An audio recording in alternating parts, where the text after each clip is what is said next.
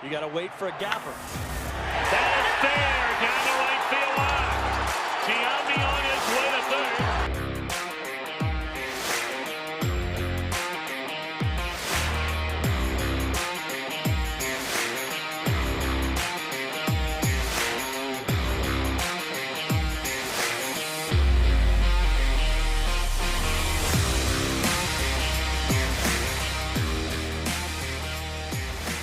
And they're going to wave him around. The throw misses a cutoff man. Shot into the plate. Out of the plate. Derek Jeter with one of the most unbelievable plays you will ever see by a shortstop. Live from Chatterbox Sports Studios, it's Off the Bench with Thom Brennaman. Well, good morning, good morning, good morning. The countdown is on for Thanksgiving Day. We have so much to be thankful for. Welcome to Off the Bench, presented by United Dairy Farmers. As you know, we come your way Monday through Friday, 10 a.m. to noon. That's Eastern Time. You can find us on YouTube/Chatterbox Sports. We ask you please subscribe to the show. And if you would prefer to join us in podcast form, by all means, please do so. Just search Off the Bench with Thom Brennaman, Spotify, Apple, Google, wherever you find your podcast. I guess we have to talk about the World Cup right out of the gate, right? Most watched sporting event in the world, I'm told. Well, it got underway yesterday for the United States of America. Now, that's a "the" in front of it. I mean, we can talk about the Ohio University and the Ohio State University. This is capital letters THE. I can spell that. The United States of America. Yesterday, its opening match against Wales ends in a 1-1 tie. Next up for the Americans, against a top-ranked country in their group, England, who steamrolled Iran 6-2. One other World Cup note.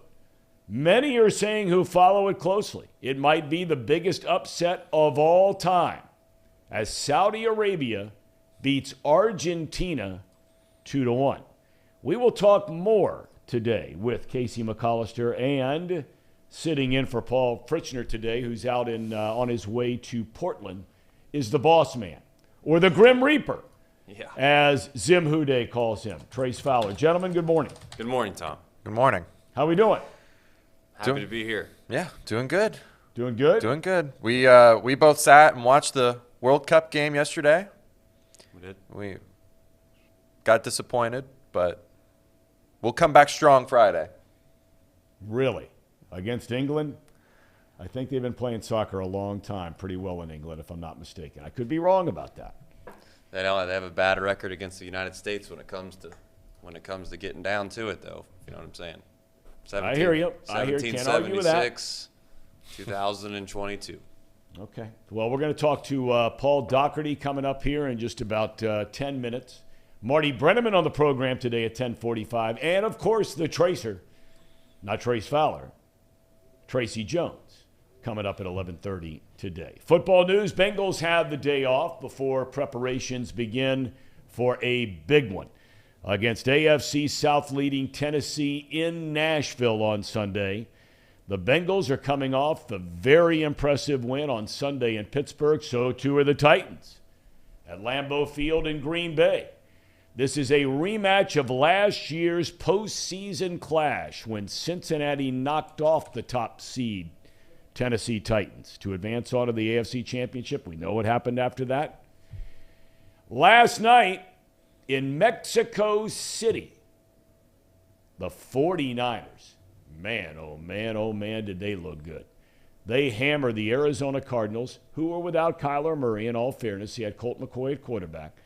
38-10 the final. Jimmy Garoppolo throws 4 touchdown passes as San Francisco goes to 6-4 on the year. Garoppolo, his record as a 49er starting quarterback goes to 36-17, which includes 2 trips to the NFC Championship game and 1 Super Bowl appearance. And just think, they benched this guy to start the year in favor of Trey Lance. 2 weeks after saying Zach Wilson would be his starting quarterback, barring injury for the remainder of this season, Jets head coach Robert Saleh would not commit to the 2021 number 2 overall pick for this week's game against Chicago. Wilson was brutal in a 10-3 loss at New England on Sunday. Joe Flacco, as you know, is the backup. Big night tonight in college football. Maction, they call it. The Ohio University Bobcats will host Bowling Green, winner take all tonight in A-Town, Athens, Ohio. The MAC East title is on the line. And, of course, if you win, you play in the MAC championship game against Toledo. MAC Player of the Year candidate, the OU quarterback Curtis Rourke, was hurt last week, a knee injury. We understand his status for tonight is uncertain. If he doesn't play, that's not good news for the Bobcats. We'll see. College basketball. UC blasted in Maui last night by number 14 Arizona, 101-93. Ohio State lost 88-77 to number 17 San Diego State. That was also in Maui. So guess what? That means the Bearcats and the Buckeyes will play against one another in basketball tonight. That is at 5 o'clock on ESPN2. Trace, you stayed up to watch that UC-Arizona game last night. I did. I had a little bit of, not a lot of coin on it, but enough coin to make me want to stay up. That was the goal. And then on top of that, I just wanted to see how UC would bounce back after looking abysmal against Northern Kentucky. And I don't know. I don't claim to be a UC fan, but I do follow them as much as I can, and I do like to see them win. So categorize that however you'd like, but it's not looking good. But if you're a gambling man, which I am. Yeah. You're a gambling man. You said that they were down by, 18 or something with a minute and a half, 2 minutes to go? And then? Well, there's this guy named Josh Reed who comes off the bench. He's a freshman, and he deserves a lot of credit. I mean, he will be highly regarded in my household for quite some time. He paid the rent. He paid the mortgage this month. He took care of business. When times got tough, they always say, good teams win, great teams cover. Yep. And he took that to a whole nother level last night. They were down 18, I think, with a minute and 20 some odd seconds left. And Nerlens Nolley hit maybe 2 or 3 threes in a row, which he had an incredible game. We can talk about that later. And then Josh Reed comes off the bench and hits back-to-back threes. So I think UC buried like 3 or 4 or 5 threes in a row to end that game. And it just worked out perfectly when Josh Reed hit his last three. Arizona just dribbled it out and they covered somehow. I don't know. It was kind of like you needed to wash your hands and before you got your money because it felt kind of gross. You didn't stay up for that, did you, Case? No, I did not. By the way, speaking of Northern Kentucky, your alma mater. Yep. Who you would have never known that until they beat UC last week when you showed up in the hat and the jersey and all that kind of stuff. Yep. They get beat up last night, I forgot to mention this in the monologue, by Florida Gulf Coast University. Now, that's a school, you may remember, that a couple of years ago made the run in the tournament. They've got a nice program down there. They've got a beautiful arena. It's right along the west coast, obviously Gulf Coast of Florida. You drive right by it on 75. Looks like a really cool place. They built up a nice program there. And, of course, Northern Kentucky, I mean, they got the big win over UC, but that was their first big win. That was according to Coach Horn when he was on here with us last week. And we'll be following them closely throughout the rest of this season. So as we wait for Paul Dougherty, you guys are telling me that you sat here in our Chatterbox studios and watched the World Cup yesterday, the United States v. Wales, who, by the way, had not qualified, if I read it right, for the World Cup since 1958. They've had a lot of political turmoil and all these kinds of things, and, there's a lot going on, reasons why. But that is a fact, I believe, 1958. That would be correct. Well, we didn't do it here in the office. We went to Eli's Sports Bar and Grill. Really? Proud sponsor. Yes. Love Eli's. They've got a couple of locations, right? They do. couple locations. You're going to put me on the spot, make me mention them. I think it's Mason, Ross, and I'll get back to you. Which one did you guys go to? Ross. Ross. That's right. Home of the Rams. A lot of soccer fans Right? out Aren't there. they the Rams? And by that, I Yeah. mean I'm The being Ross Rams? Yep. a little facetious. It was nice to have here yesterday, speaking of Rams, isn't that what Hamilton Baden, also the Rams? Baden is the Rams, yes. It was nice to have 3 young men in here yesterday that have aspirations to, move on to college and start getting into this kind of a business. And, Trace, we were talking about, I think this is something that at Chatterbox, and you and I have talked a little bit about this, but I think this is something, there are some high schools in the area. We know all about the GCL South, and they've all got their broadcast departments inside their high school and that kind of thing, and getting young people a chance to do it in high school before they get to college. And then there are some others, there are schools here and there, whatever it might be, that have the same kind of thing, that are fortunate to have it. But it came to light yesterday that Baden really doesn't. And since we are based right here, Chatterbox Sports in Hamilton, Ohio, that maybe we could find some ways, maybe we already are, and I just don't know it, of getting some of those young people some chances to start doing some of this kind of thing. We've been able to give a couple of students chances to call games from time to time obviously on our platform, but more to the point you're making is, quite frankly, something I've been saying for quite some time. There's really not a whole lot of broadcasting and or broadcast school opportunities in a lot of the schools that we cover. And I know the GCL South has, kind of like you mentioned, their own thing. You have a few of the schools down there in Cincinnati that kind of have and it really comes down to socioeconomics a lot of times. You're right. And whether or not there's broadcast opportunities at those schools.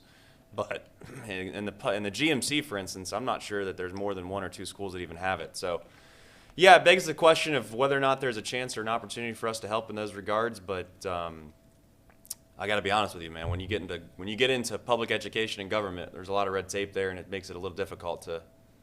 It makes it difficult to try to make those opportunities exist from time to time. But yeah. It doesn't mean we'll give up. Doesn't mean we'll give up. No, but that's the truth. and I've always said when young people ask me about it, advice or whatever it might be on how you get into this kind of thing and so on and so forth. And, one of my big quarrels, and I'm going through this right now with our son who wants to do the same thing my dad did that I do,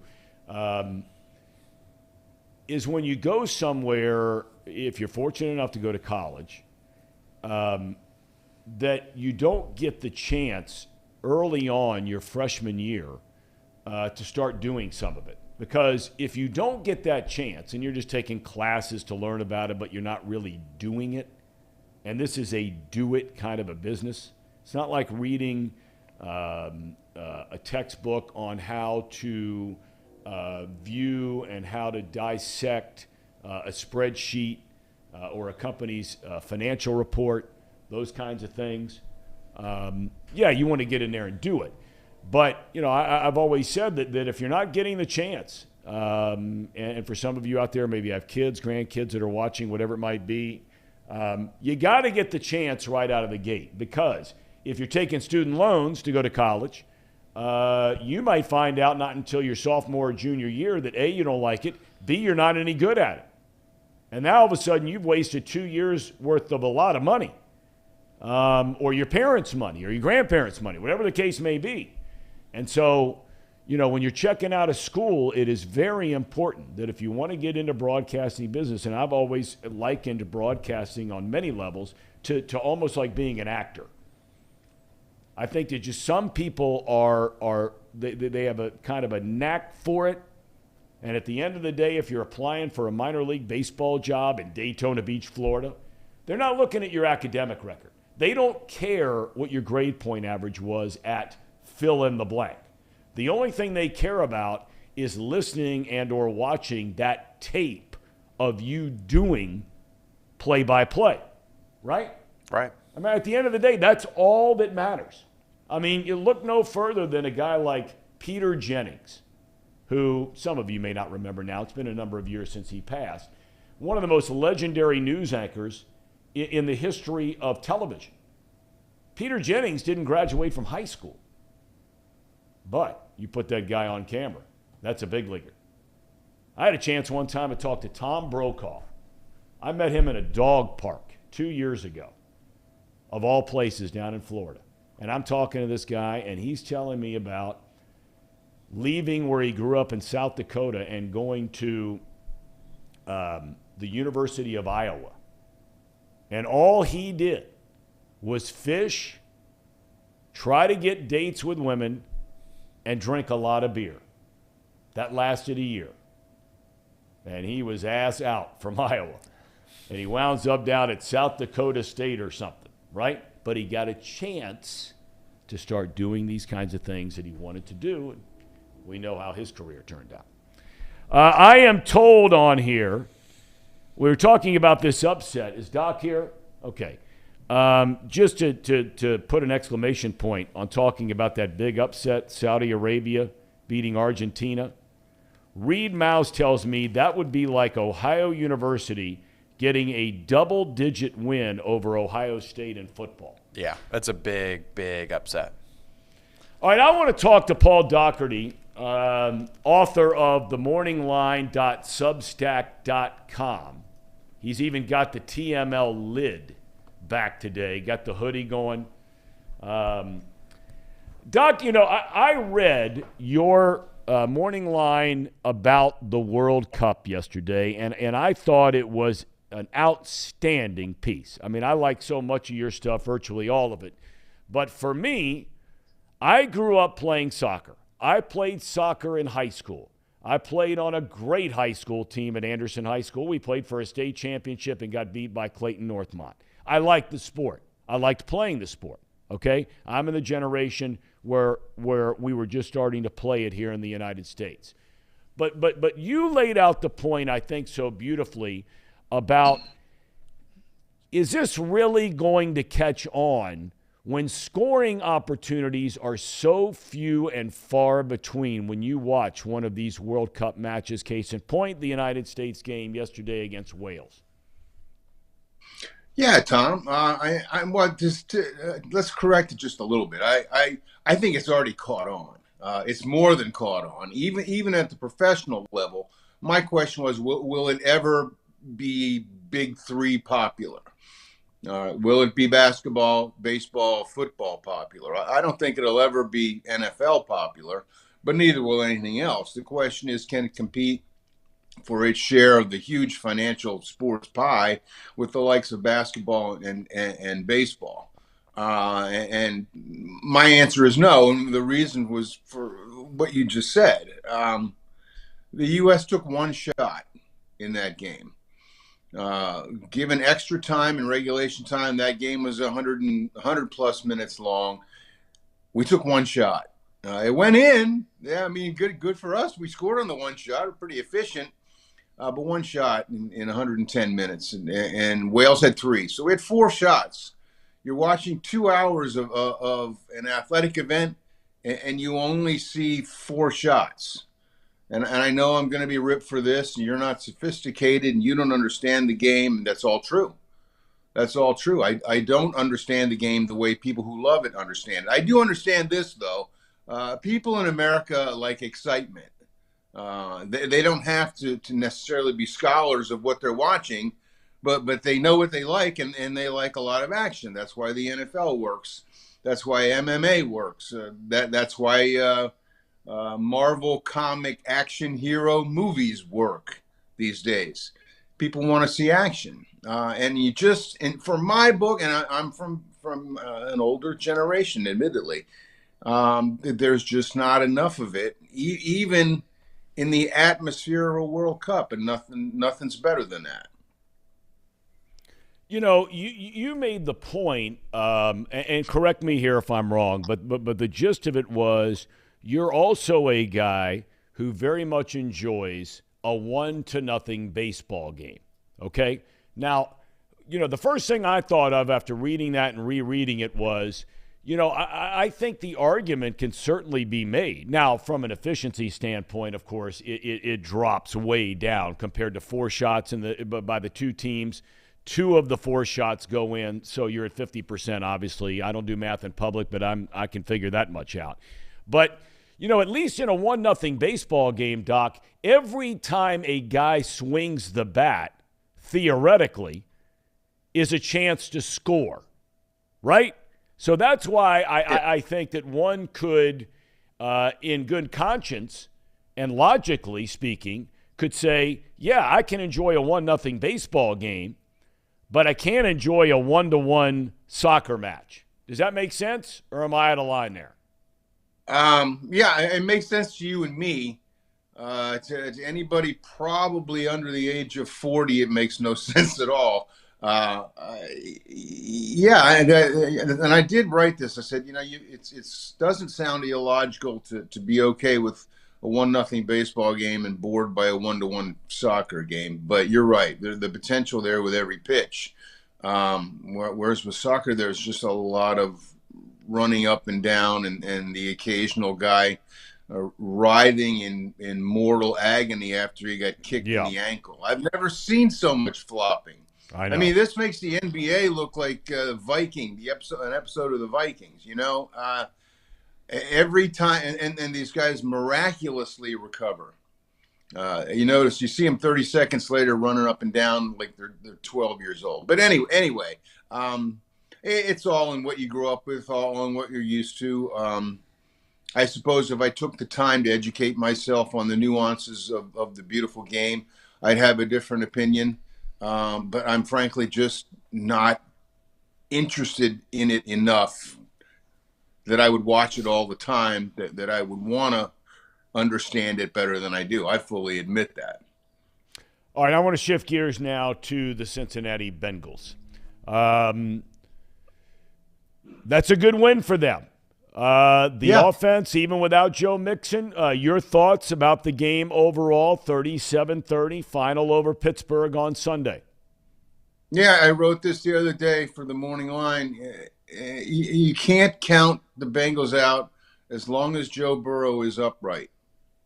Joe Burrow is inevitable. And by that, I mean, when a game is on the line, when a situation demands a big play, Burrow has this uncanny ability, like Patrick Mahomes and few others, to be able to deliver.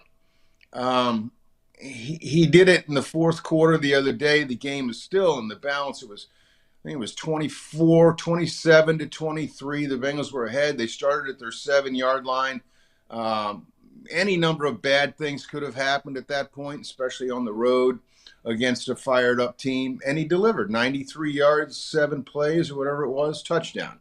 Game over. The national people, I think, underestimate this team because perhaps they just don't watch Burrow play very much. We watch him play a lot. And the difference in that game, you can talk all you want about how the defense played pretty well, at least for the second half. And then the offensive line kept T.J. Watt off of Joe's back most of the game. All this stuff, and all good, it was Joe Burrow. It's Joe Burrow's show, and as long as the Bengals have Joe Burrow, they can beat anybody. I mean, Kansas City, I think, has the best team in the league right now, and they have the best player in the league. But, by the way, the Bengals have Joe Burrow, and they beat Kansas City twice last year. So I think to underestimate the Bengals and to underestimate the inevitable Joe Burrow is a huge mistake right now. I wonder sometimes, Doc, and you've seen this, in your almost 40 years of covering sports, columnist here in town, forever at the Enquirer, and now with the Morning Line. I really believe that when you don't have a guy like Jamar Chase, and there's some debate as to whether or not he might play this week in Tennessee, but that's for a different time and a different discussion. But that all of a sudden, the mark of a good team can be when your really good players don't have Jamar Chase there. Okay, so we know that T. Higgins is a great player. We know that Tyler Boyd, I really think Boyd's a great player. But all of a sudden now you got guys like P. Ryan, after Mixon goes out. You get guys like Irwin, who all of a sudden, catches a touchdown pass. I think it helps the Bengals, and it's easy to say when you're winning, if they would have gotten beat or if they were to lose this Sunday without Chase and everybody singing a different tune. But I think for the long haul, this has a chance to make this an even better team. You agree with that? Oh yeah, guys getting their chance, guys stepping up. Burrow makes everybody better. Burrow makes Trent Irwin look pretty good. He doesn't make P. Ryan run any harder. Um, so in that respect, maybe you can't give credit to Joe Burrow for Samaj P. Ryan, but nevertheless, that guy runs like somebody's trying to steal his wallet, and he plays like his last every paycheck is on the line. And he's shown what he can do. So, but I think ultimately it's Burrow. Burrow makes everybody better, especially a guy like Trenton Irwin. Will you watch the Ohio State-Michigan game Saturday? Will I watch it? Yes. Oh, hell yeah. Yeah, I'll watch it.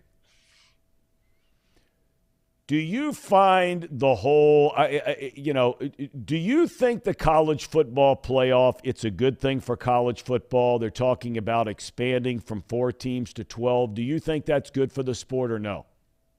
Yeah, I think every sport that expands its playoffs within reasonable limits, it's good for the sport. It keeps everybody more engaged. And you could say that it dilutes it and it cheapens it.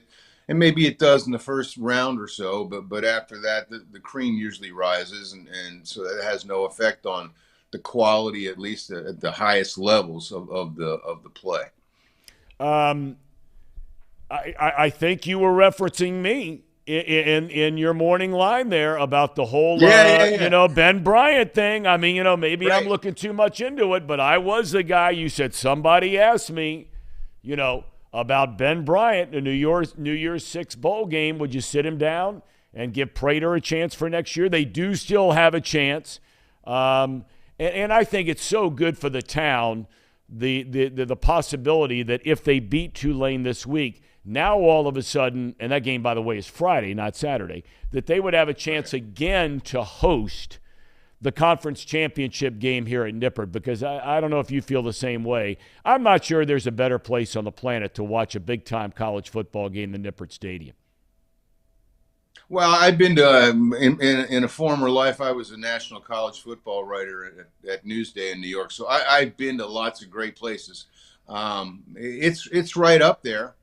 I don't know that it's any better than Tiger Stadium in Baton Rouge. Yeah. I don't know if it's any better than Between the Hedges in Athens, Georgia, or the Rose Bowl. But it's good. Yeah, it's really a great place to watch a football game. It's going to be fun to see. They haven't said for sure whether or not Bryant's going to play this week. He was walking around with crutches and a walking boot after that injury. But maybe for a lot of people around here, they're going to get what they finally want, whether they like it or not, depending on the outcome of getting a look at Evan Prater in there on Friday night.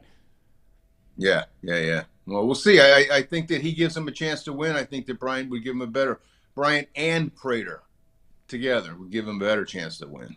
All right, so what's Thanksgiving like in the Dougherty household? It's boring, man. When you have kids and they move away, it's not quite as great. Our son will be in New York and with his wife. My daughter will be here with her husband, and my wife's dad will also be with us. Kind of quiet, but a lot of football, all day football. It used to be a huge treat, right, to have 2 or 3 football games in a day.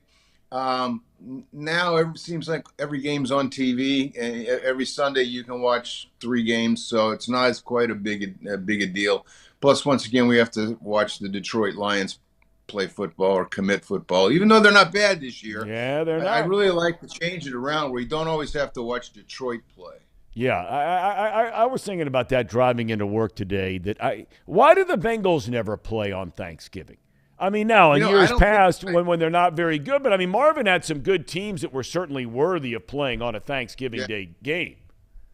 Yeah, in I think 32 years of writing for the newspapers in town, I don't think I ever missed a Thanksgiving because the Bengals were playing on Thanksgiving Day. Yeah, not one time. Maybe Thanksgiving night in Dallas one year, but if that's it, one tops. Yeah, they need to get on. And I was glad about that. That was okay with me. I didn't want to cover a football game. That's right. That's right. All right, Doc. Well, thanks for the time. Have a happy Thanksgiving. God bless you and your whole gang. Tom, you as well. And enjoy yourself. Tell Jillian and everybody we said hello, all right? I'll do it. Thank you. All right, buddy. You bet. I wonder why that is. I mean, why wouldn't Why wouldn't the Bengals be on Thanksgiving this year? Right? Now, years past, they had crappy teams. I get it.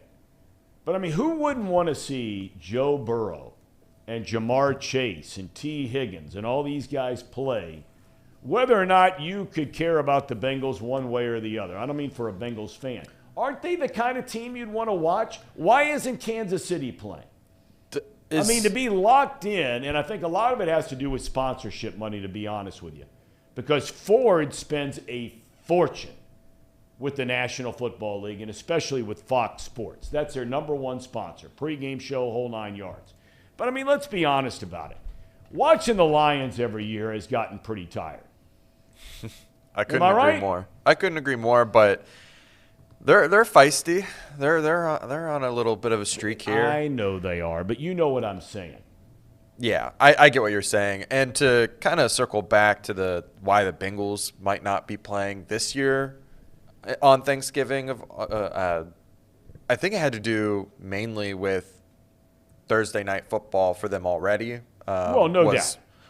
But that was their big home reveal of the white stripes.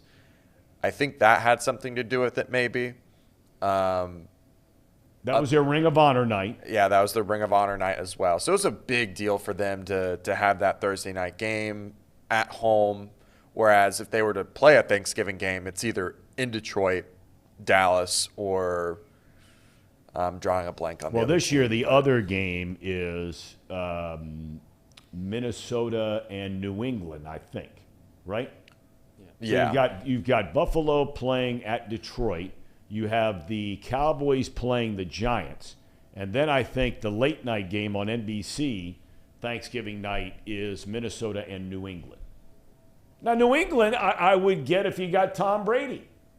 I think there's some loyalty involved in this. So, like, it's similar to why Major League Baseball allows the Reds to have their opening day or their home, the first game at home every year outside of, obviously, the COVID situation. I think that switched perhaps that 1 year. But I just looked it up. It started on Thanksgiving Day in 1934 when owner George A. Richards decided to play on the holiday to try to attract more fans. It worked. And I think the NFL just adopted the fact that the Lions get to play on Thanksgiving every year because he's the one that brought it to the forefront and to the table first. Okay. All right.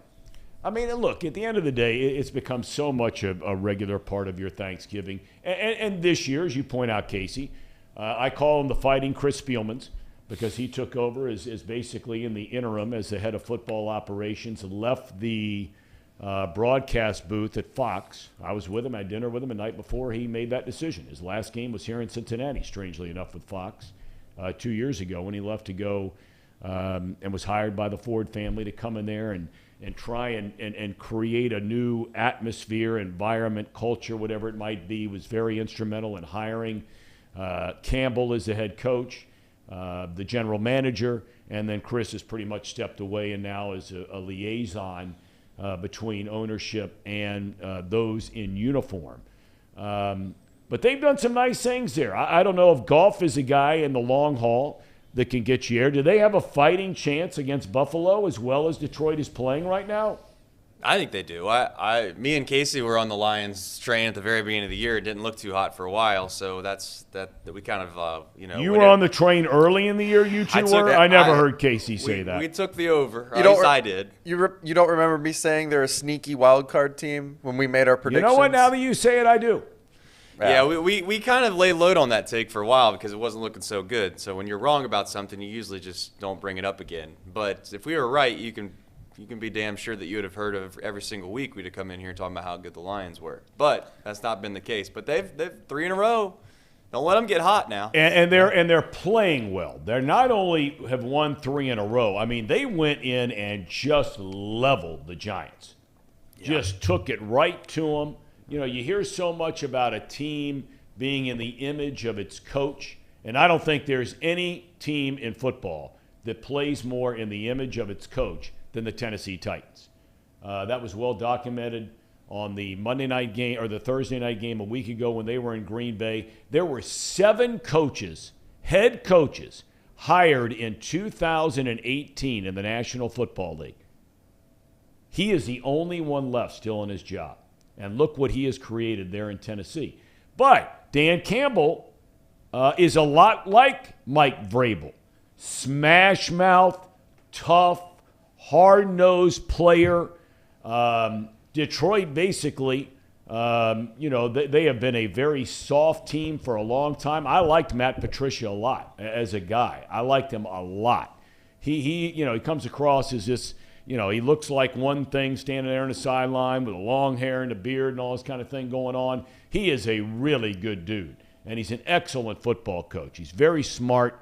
I don't know if he's a head coach, but Dan Campbell all of a sudden has got those guys believing they can beat people.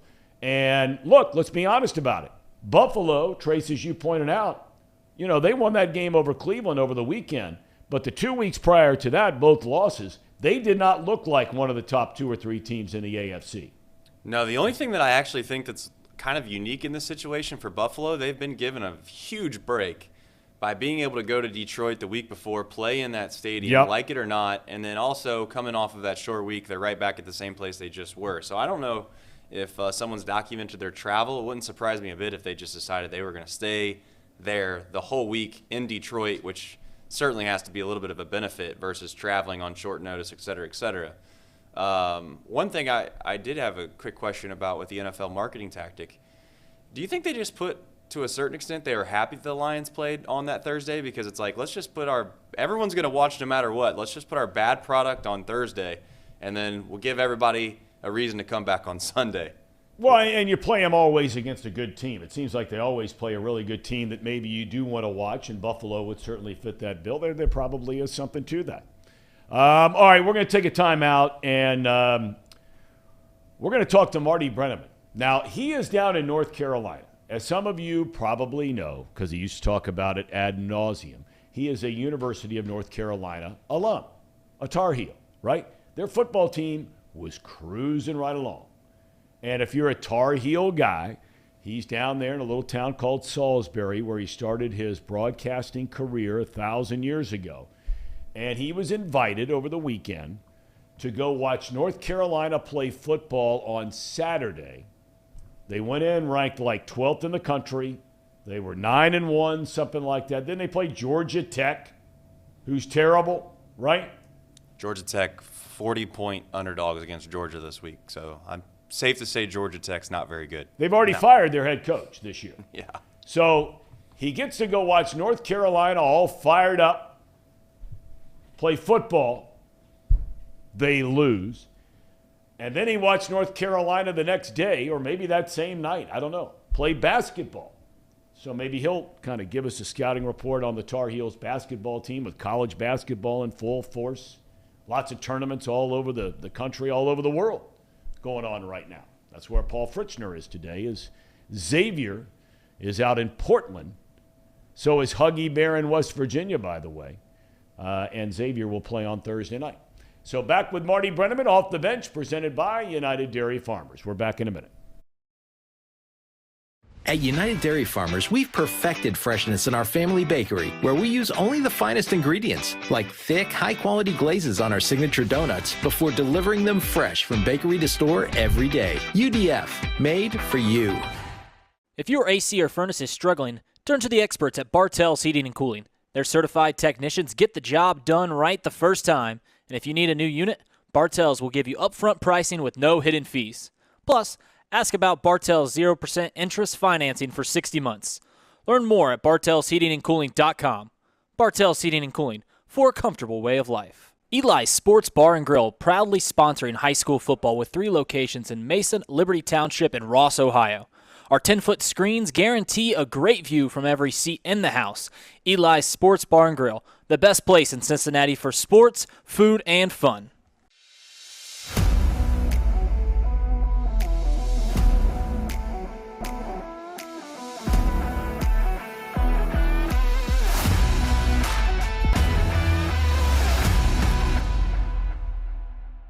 Where can you turn when you're in pain? Turn where more high school, college, and pro athletes turn. Where your neighbors and weekend warriors turn. Turn to Beacon Orthopedics and Sports Medicine and get superior care on your schedule. That's the Beacon difference. Check out our fresh arrivals at Jake Sweeney Used Cars. Over 250 used vehicles weekly. All makes, all models. From economy to luxury, Jake Sweeney, the original used car superstore.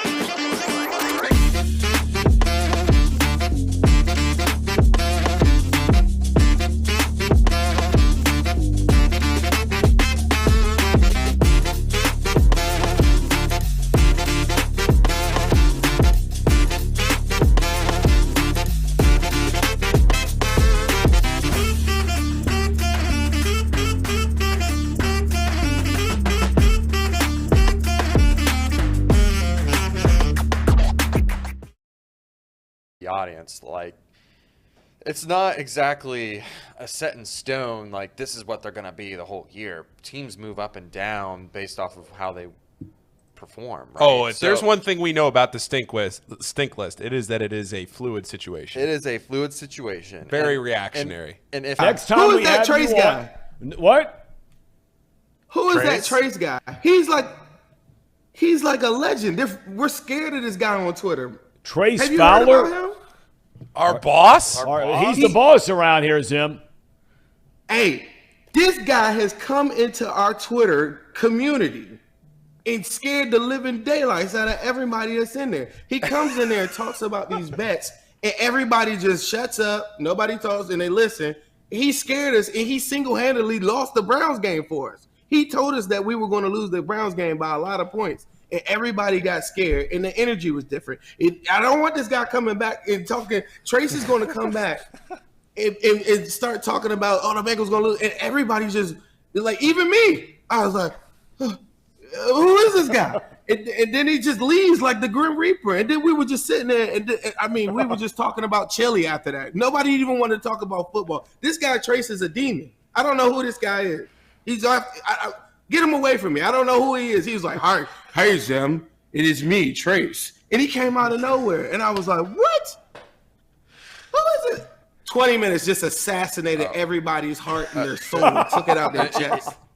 I was watching, there is a documentary about Nolan Ryan on Netflix, which is a spectacular piece. And I say that in all seriousness. I always thought, he was one of the great pitchers of all time. But after watching this thing, you just scratch your head and have a hard time coming to grips with how a guy can hold or at one time held 51 major league pitching records.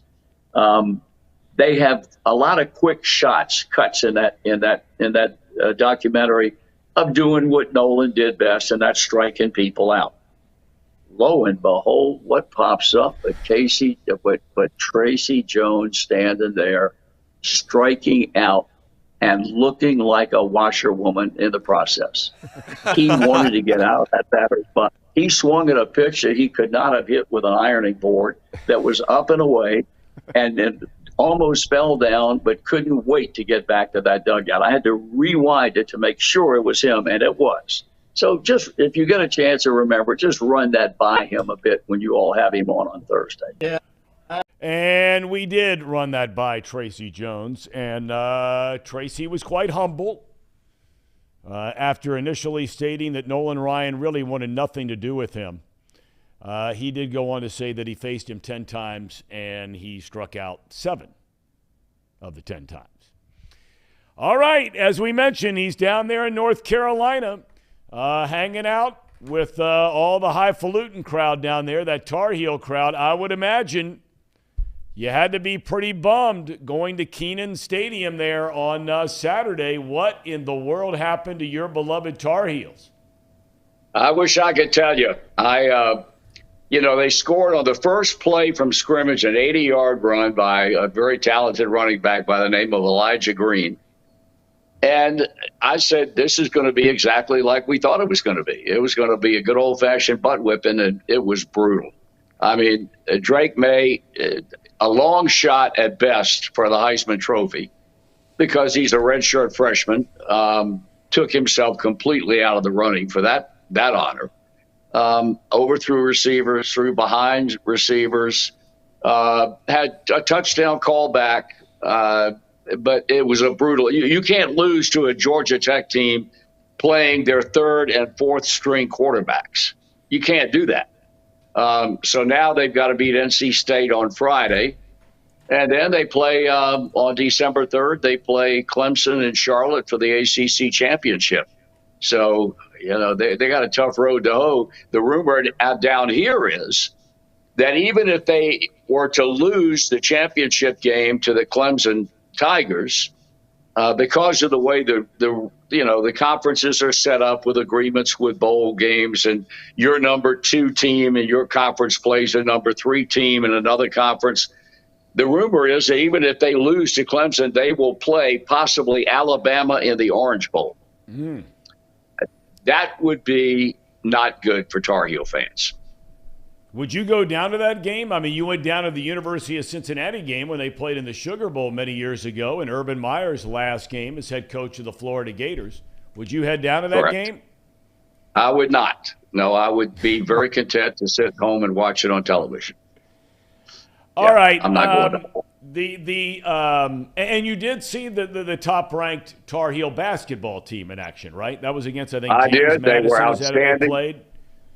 Well, the first half they were spotless. They were so good. Second half they came out and couldn't make a shot. They led by 18 at halftime, had that lead cut to 8, but then ended up winning by 16. They got a lot of talent. They got some things to straighten out. They're going to be tested this weekend because they're playing in the Phil Knight Invitational out in Portland. They play the host team, University of Portland, in the first game, and then if they win that game, they'll probably have to play Villanova. So they're going to be tested with some pretty good teams out there. But they got a lot of talent. They got to just get these things straightened out. They're going to be awfully good. All right. Well, conversely, you are really in tune with many who follow. You yourself used to broadcast television games for the Big Blue down in Lexington, Kentucky. Well, Correct. these last 2 games have not gone well for Cal and the boys. I know it's very early. They're loaded with talent. But, I mean, I know you're down there in Carolina, but I have to believe you're already hearing it, whether it's from Amanda or from some others, that not all is well in Wildcat country. Well, there's some people that are not happy with Cal. I mean, granted, the talent is there. And talent's wonderful because you can't be any good unless you've got talent. But then you've got to be able to parlay that talent into a cohesive group, a good rotation, whether you play, 6, 7, 8, 9 players. And they've got a lot of things to work out. But I still maintain what I told you a couple of weeks ago. I think they're going to be awfully good. I think that the talent will come to the forefront. You got to consider now who they played and who they lost to. They didn't lose to the Little Sisters of the Poor. Yep. Gonzaga beat them and beat them handily. But we'll see. I still maintain they're going to be awfully good, and I still maintain that they will be a team that will be reckoned with as far as possibly going to the Final Four is concerned. All right. I want to shift gears with you to the Reds. And look, I understand from a fiscal standpoint the reason you would make the trade. But, Dad, outside of Joey Votto coming back, who's been a fan favorite here for his entire career, when you trade Kyle Farmer, and I know they brought in the kid. Why am I drawing a blank from the Pirates? It's a lot like Kyle Farmer. Kevin Newman. Kevin Newman. Kevin Newman. Yeah. What are your thoughts on the team trading Kyle Farmer? I mean, it's very hard to find anything positive about the Reds unless you're talking about, all these players they have in the minor leagues. And we've walked through this drill. How many of them make it, how many of them don't, nobody knows. But to start the season, all of them are going to be down in the minor leagues at various levels. Does it hurt you with a fan base more to trade Kyle Farmer right now? No, I was quite honestly rather surprised at the timing of that trade. I realized that he's arbitration eligible. At the same time, the speculation was that the arbitration suit, whether it went the distance or whether they settled, was not going to be any more than between $5 or $6 million. If that number, which quite honestly now, when you think about it, is chump change for most Major League Baseball teams. I was surprised that they traded him when they did. I would have been surprised, Tom, anyway, because I think Kyle Farmer was one of the great leaders on that team. I think you need veteran leadership, especially when you've got a team as young as this team is going to be. And now I don't know where the leadership is going to come from now that Kyle Farmer's gone, because when you think about the team minus Kyle Farmer, obviously the question arises, who's going to play shortstop? Who's going to play third base? The question who is prevalent throughout this whole ball club.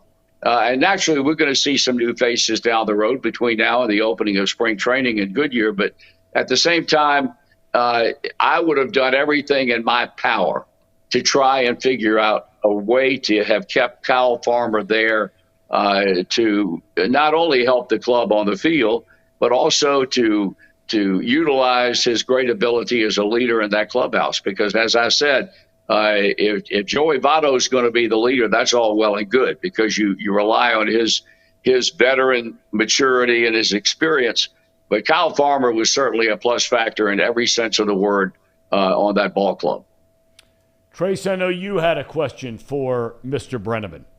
Yeah, I'll phrase it a little differently after hearing him talk. But I think I started following the Reds, obviously, in about the 2000 time frame. And since I've been following baseball pretty closely, and the Reds specifically, there's this team in St. Louis that seems to always get it right. I don't know if it's maybe some of it's luck, some of it's not. You've been close to this situation for quite some time. What's the difference in an organization like St. Louis, who seems to always find themselves in pennant races and going deep into playoffs, versus Cincinnati, who's not far from, sad to say, in my opinion, Pittsburgh, since I've been watching? Well, I think part of the difference is that, when you've had the run of success the Cardinals have had, and when I say the run of success, that isn't prevalent. That's not a statement that I would issue unless they made the postseason. I don't think you have to say a team is only successful if it makes the postseason, wins a pennant, or wins a world championship. If you have winning season after winning season after winning season, which more often than not, let's face it, the Cardinals do, you have a winning atmosphere. Conversely, if you lose and lose and lose and lose, you have an atmosphere that exudes losing. And I think once you're stamped one way or the other, it's hard to make it go away. Probably harder still if you have an atmosphere of losing season after season. And, like it or not, the fact of the matter is the numbers don't lie as far as the Reds are concerned. And it takes a while to redevelop that. I can go back to the 70s and go back into the mid 80s all the way through, for the most part, the decade of the 90s, when this club was winning more than it was losing. And you had players who knew how to win. When you have a young ball club, many of whom have spent little time, or in some cases no time at all in the big leagues, it takes a while to learn what it is that you have to do to go out and win. And I think that, to me, is the biggest single difference right now between the two organizations. The Cardinals go out expecting to win every year. And I think that starts at the top with the baseball operation, but you also have to have the financial wherewithal in order to do that. And the Cardinals obviously have had that in abundance over the last however many years you want to talk about. Do you feel like would you categorize it? And I would argue that St. Louis, generally speaking, and I might piss off some people in Cincinnati, but I would say it's kind of a better baseball town. Maybe it's because of the winning attitude and the winning nature and what they've grown up with out in St. Louis, and that's why it's always packed. And conversely, in Cincinnati, it's not. But is it largely because they're playing with different opportunities in St. Louis, that the ownership groups in St. Louis and the management in St. Louis have better opportunities there versus Cincinnati, or is it generally just because of the quote-unquote clubhouse and the front office and management? No, I think it encompasses everything. I've often maintained that from my perspective, the best fans in baseball are in St. Louis. I can always go back, and I know this is a small thing, but it was something that drove it home to me back that Father's Day afternoon when Ken Griffey Jr. hit his 500th home run. And they came up in mass with a standing ovation that lasted forever. And that's not to say that the Reds fans don't appreciate a great talent from another club, but those players can expect to tee it up every night when there are anywhere from 39 to 45,000 people in the ballpark. And I think that also has a lot to do with it. The expectation is great in St. Louis every year because they're used to winning on a seasonal basis. And I think that also is brought to bear on the front office, that they know that the pressure's on them once the final out is made at one season, and now they're looking toward the beginning in a matter of 6 months or whatever it is to the next season, that they've got to do everything in their power to make sure that when that next season opens, that club is good enough to challenge and be an impact player in the division and also in the league. I know, Dad, that you are, and we've talked about this before, you're high on Nick Krall and what he's capable of doing as a general manager if he is given some freedom to spend a little money. We've seen some of the trades he's made, which look like they could be very, very good things down the road. You're a fan of his, right? I am. I truly am. I think any general manager. I mean, let's go back and look at the guys that exist right now that you would consider to be successful general managers. And one thing that they all seem to have in common is a financial wherewithal to put within loose reason the best team that they can possibly put on the field. And they have the financial wherewithal to go out and make every effort in the world to do that. Obviously, Nick does not have that. But I look back on what he's done. The only one that really stands out to me as a bummer of a deal last year was Mike Minor. I mean, they gave that guy, I don't know, $7 million, $10 million, or whatever it was, and he was an absolute bust. And that was a waste of money. Now, I have to operate on the assumption that that was his deal. And if that was his deal, that was a terrible deal. But aside from that, you got to play the people that you have at your disposal. I've never been a big fan of going out and signing an abundance of players to minor league contracts with an invitation and a chance to make the big league club in spring training. Very, very rarely do any of those people turn out to be a plus, because they are coming from one or two or more organizations that had them at one time, and that those organizations didn't feel like those guys could help them at the big league level, and they let them go. And if that's a financial deal, that's what you have to do with the monies that you have at your disposal. That's a tough way to operate. But I still maintain that I think the guy has ability to be a winner given the right circumstances, and hopefully the time will come when we'll see that. Well, it's going to be a really interesting offseason to see what they do. He was kidding around a little bit, kind of off away from baseball for a second, but I was a little surprised. Maybe you're not surprised. You work with a guy all the time. I was a little surprised. Tracy Jones is coming on later today. He's not going to be at Reds Fest. How in the world is Tracy Jones not at Reds Fest? Don't ask me. I've often wondered why he's not been there.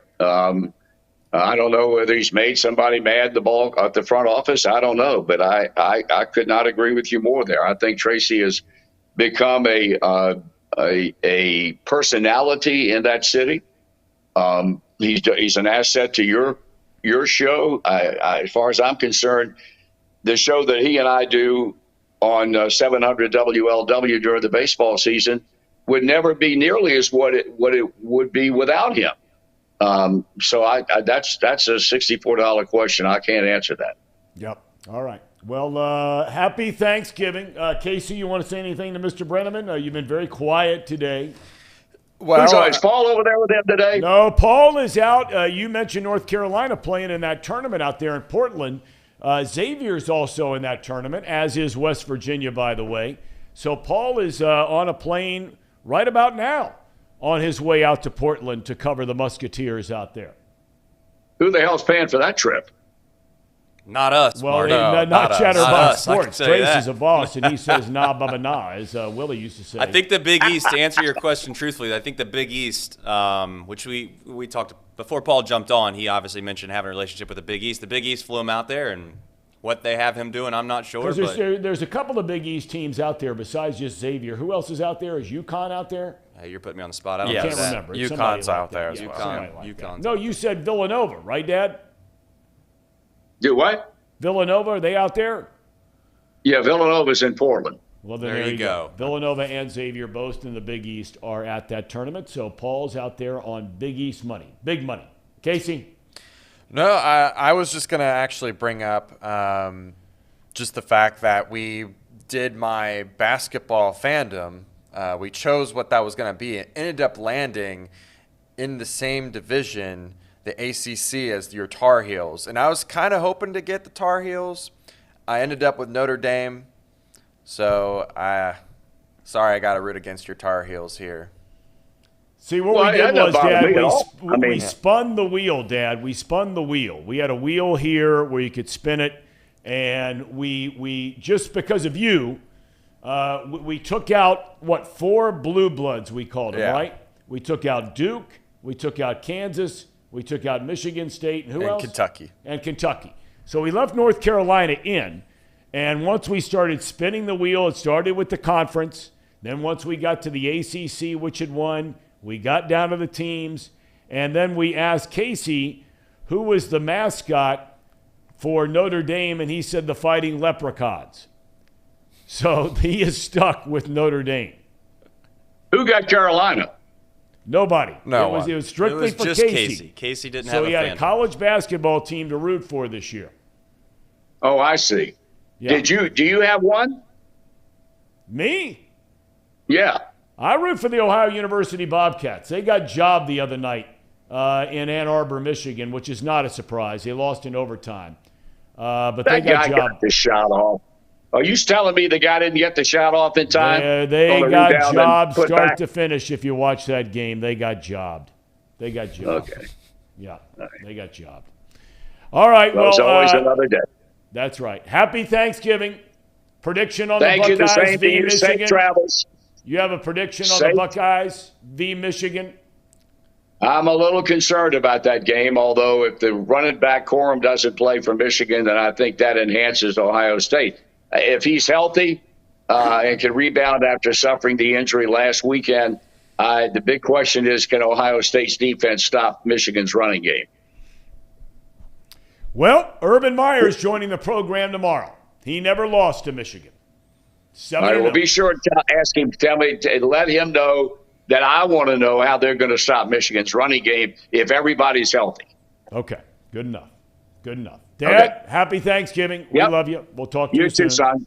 Yes, indeed. Okay, take care. We love you. All right, so that is a footnote, programming note for tomorrow.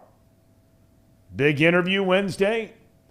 And we're going to talk to Urban Meyer about the game. He's going to be in Columbus for the game. The Fox pregame show is there, and then Fox televises that game at noon on Saturday. And I'm going to tell everybody ahead of time, okay? Here's the deal. We're going to talk to Urban Meyer not only about the game, but we're going to talk to him about his career as a college coach. We're not going to talk about the pro thing because there are some things that are behind the scenes. You may have seen the Lambeau thing, the kicker that Urban had some issues with when he was down there at Jacksonville. So there are some legal sort of things out there which he can't talk about. So we're not going to talk about, period.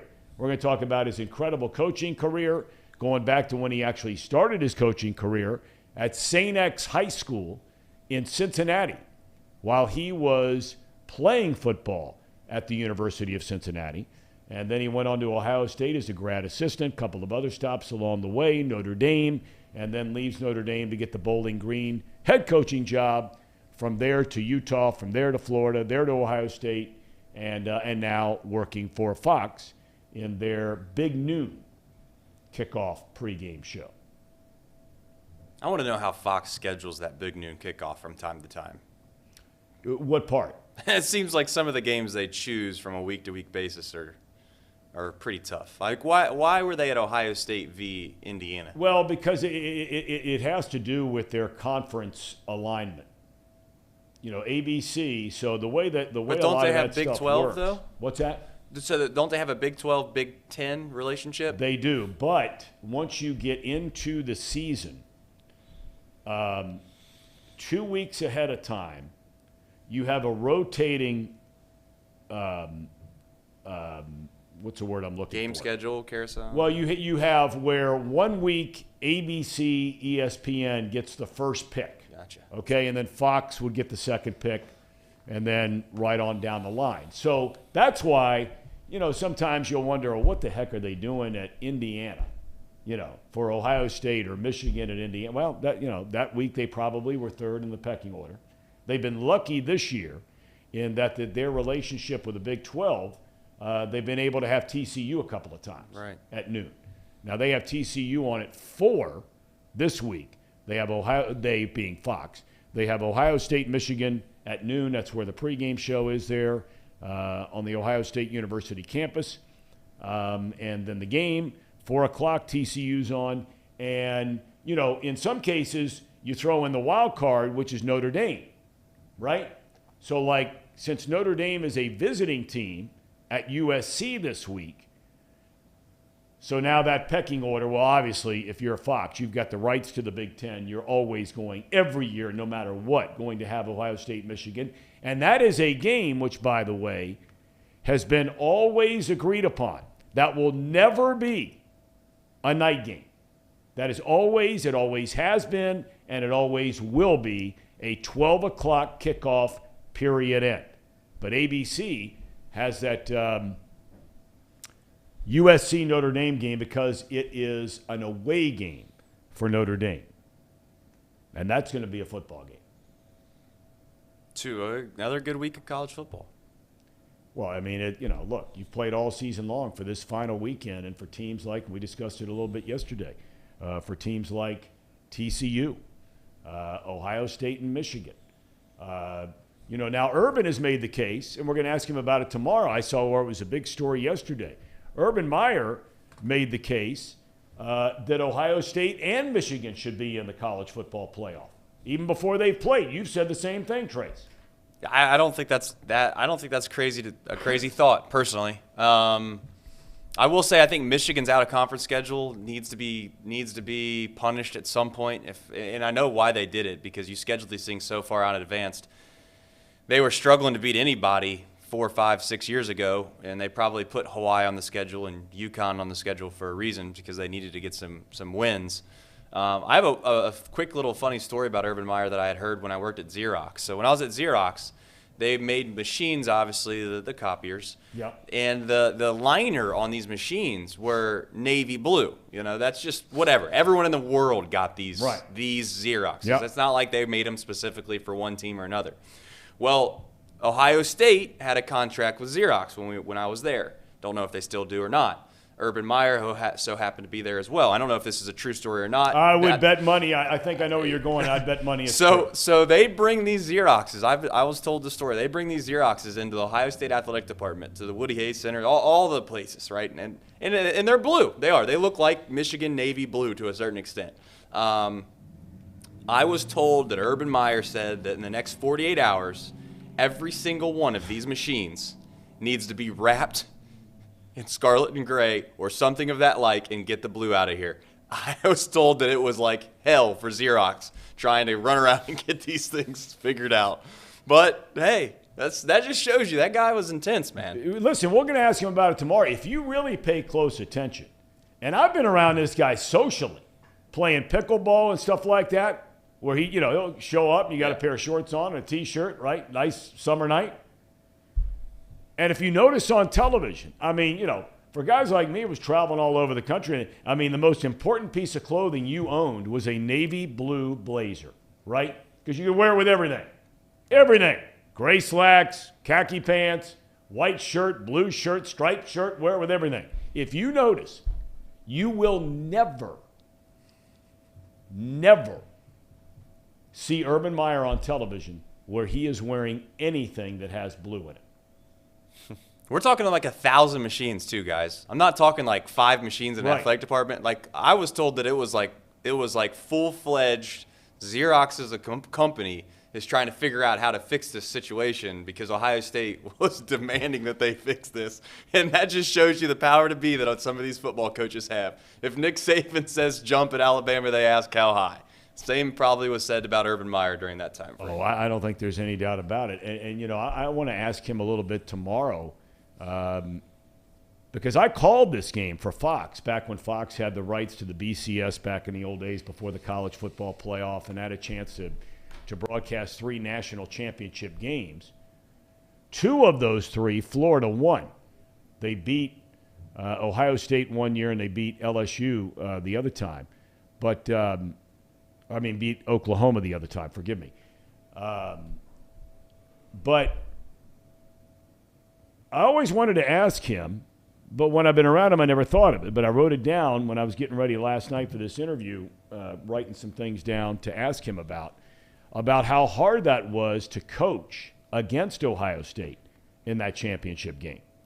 Because, I mean, since he was a little kid, you know, born in Toledo, Ohio, grew up in Ashtabula, Ohio, it was all Ohio State all the time. And even though he has a great love for, you know, all the places that he's been, and really a great love for Notre Dame too. But for to coach against them, your first shot in a national championship game, you know, you forget. And look, we got people chiming in the chat room about, oh, the guy screwed up down at Jacksonville. Look, no doubt. But it's amazing. I was looking last night. He goes to the University of Utah. Okay? Leaves Bowling Green after 2 years. He goes to the University of Utah. And I was living out in Arizona at the time. His first year, he comes walking in the door at Utah. Now, he's got this guy named Alex Smith at quarterback. Right? And they're spreading it out. First time most teams in the country have seen this spread and all this sort of stuff.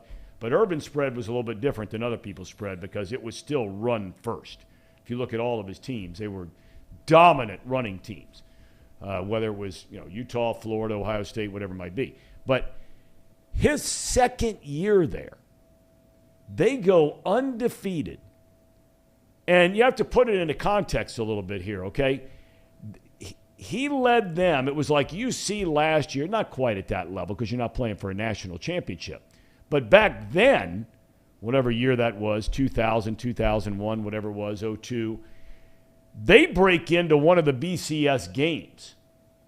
And they play Pitt out there in Arizona and just demolish them. And that's when he gets a job after that at Florida. They go undefeated.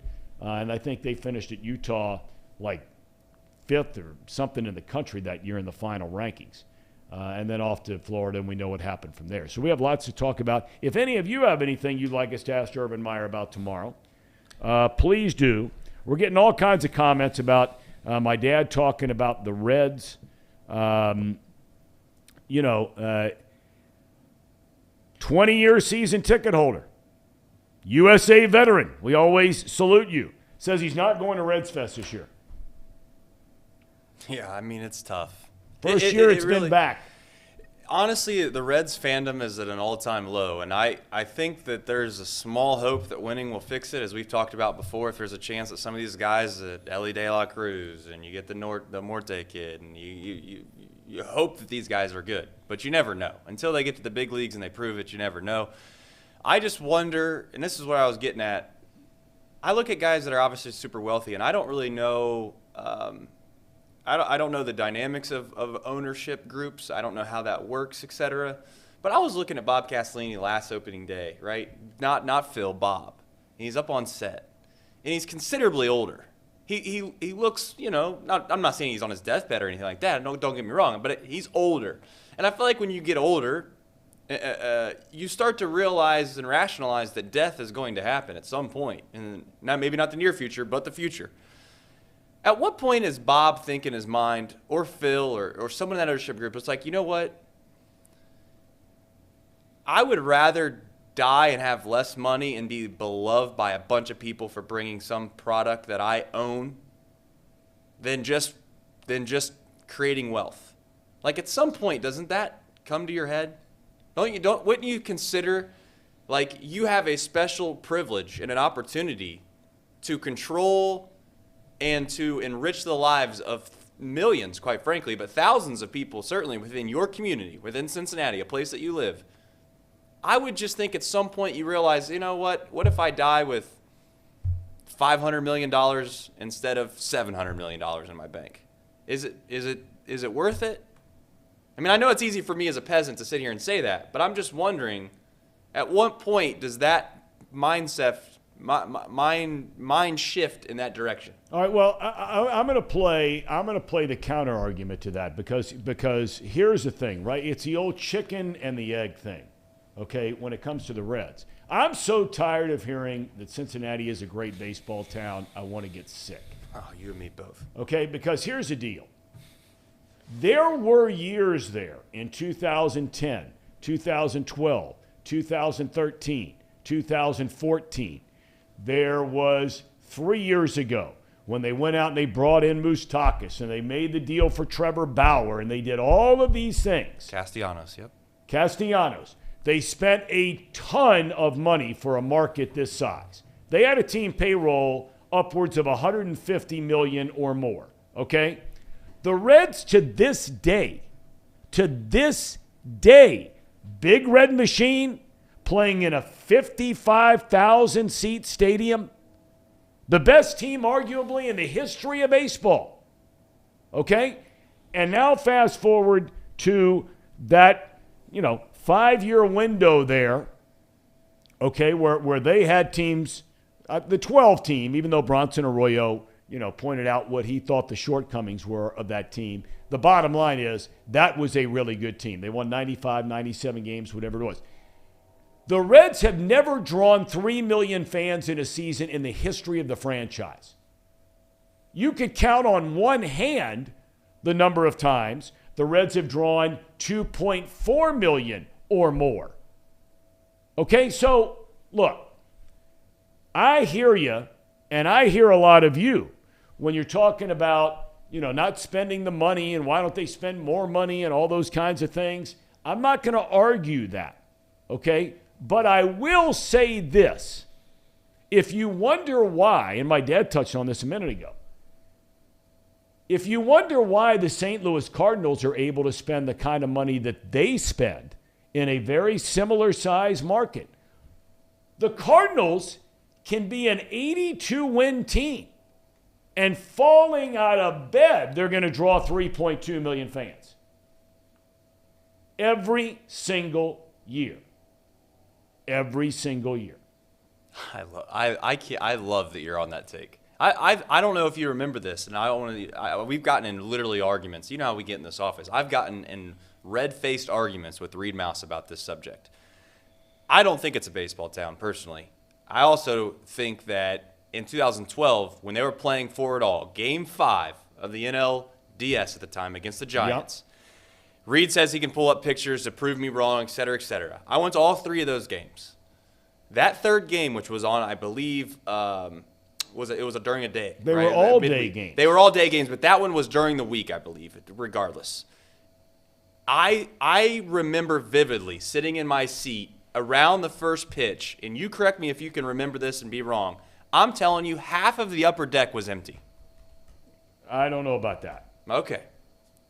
For whatever reason, that image sticks in my head. I just remember half of the upper deck being empty. Now, to be fair to Cincinnati fans, there were, I believe, 3 midweek games in a row, all during the day. Okay. The first game was a night game, right? I think that's wrong. The first game they came back for him in 2012 was a night game. Chat might be able to correct me. I don't know. I just wish the fan base, if we do become good again, the fan base has to support this team. Okay, just a couple of things here, and I was slightly off depending on the time frame they were doing it. Okay, I meant Game 5, sir. In 2010, when the Reds won the division, they had a team payroll. Now you're talking 23 years ago, 23 seasons ago. Okay, in 2010, they had a team payroll of $75 million. That was a lot of money. Okay, that was 12th. Okay? They drew exactly 2 million fans. 2 million. Barely got there. And that was the last couple of games of the season. They spend $80 million, 10th out of 16. Now, that's not huge up the totem pole, but it's still $80 million. They draw $2.3 million. That's a team that lost to the Giants. The next year, they spend $106 million. They draw 2.4. They have not drawn 2 million since 2016. Now, they had the COVID year, okay? But in 2019, they spend $109 million. They draw 1.8. So they spent $120 million in 2020, but fans couldn't come into the ballpark. But all I'm saying is that when you look through the history of the franchise, even going back to the 1970s, the best team in Major League Baseball, 1975, they drew 2.3 million in a stadium that seats 56,000 fans. In 1976, year after winning the World Series, the high water mark of all time in the history of the franchise was $2.6 million, 2.6 million fans.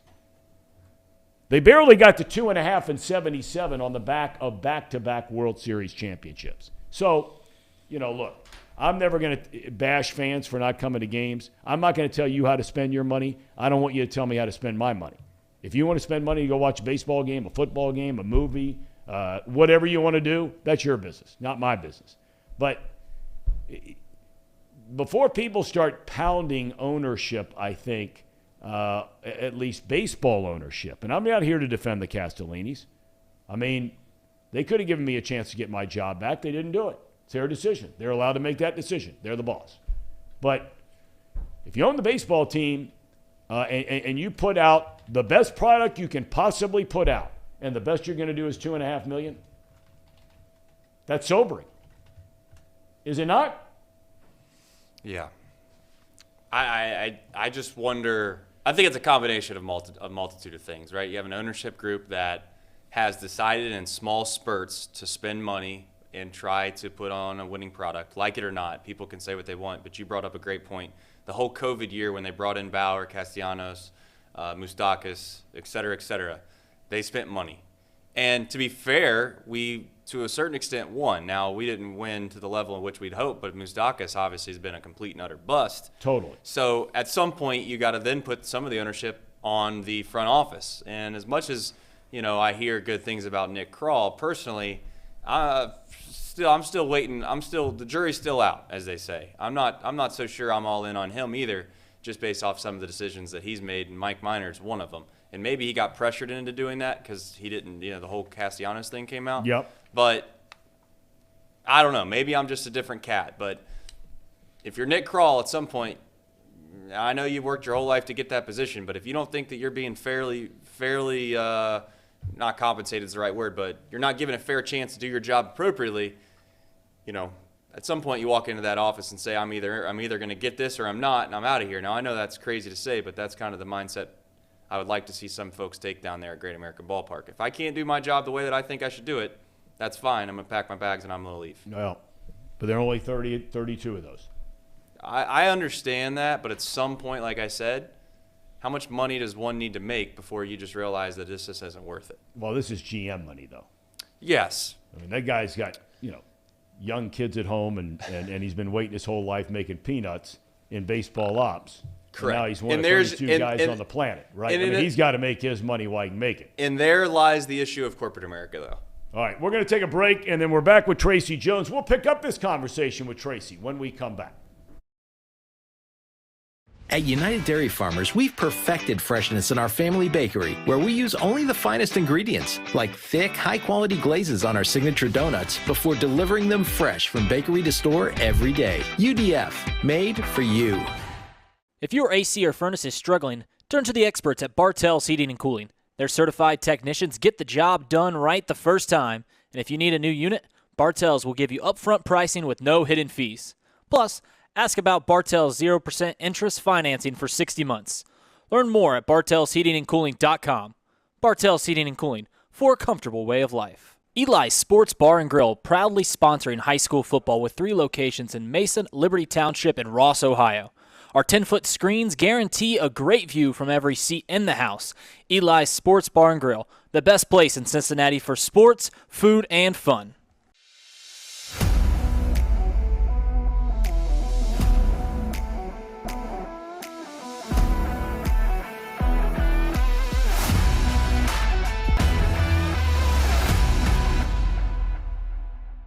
Where can you turn when you're in pain? Turn where more high school, college, and pro athletes turn. Where your neighbors and weekend warriors turn. Turn to Beacon Orthopedics and Sports Medicine and get superior care on your schedule. That's the Beacon difference. Check out our fresh arrivals at Jake Sweeney Used Cars. Over 250 used vehicles weekly. All makes, all models. From economy to luxury, Jake Sweeney, the original used car superstore.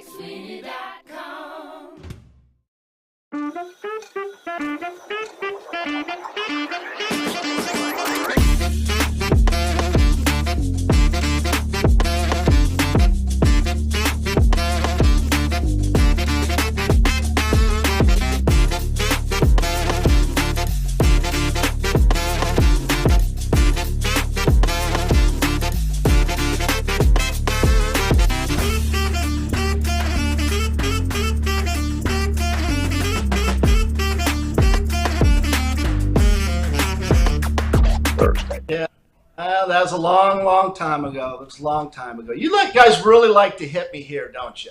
Talk about the past. I don't like to talk about. Why would the Ham and Eggers do that to Tracy Jones? Yeah, look at that. Yeah, here's some memories for you. There they are, Tracer. There they are. Oh, look at that cool. shot on the left. That's a knock, no doubt. That's a knock. That's a ground ball to shortstop. Make a right turn back to the dugout. I rolled over on that pitch. I remember.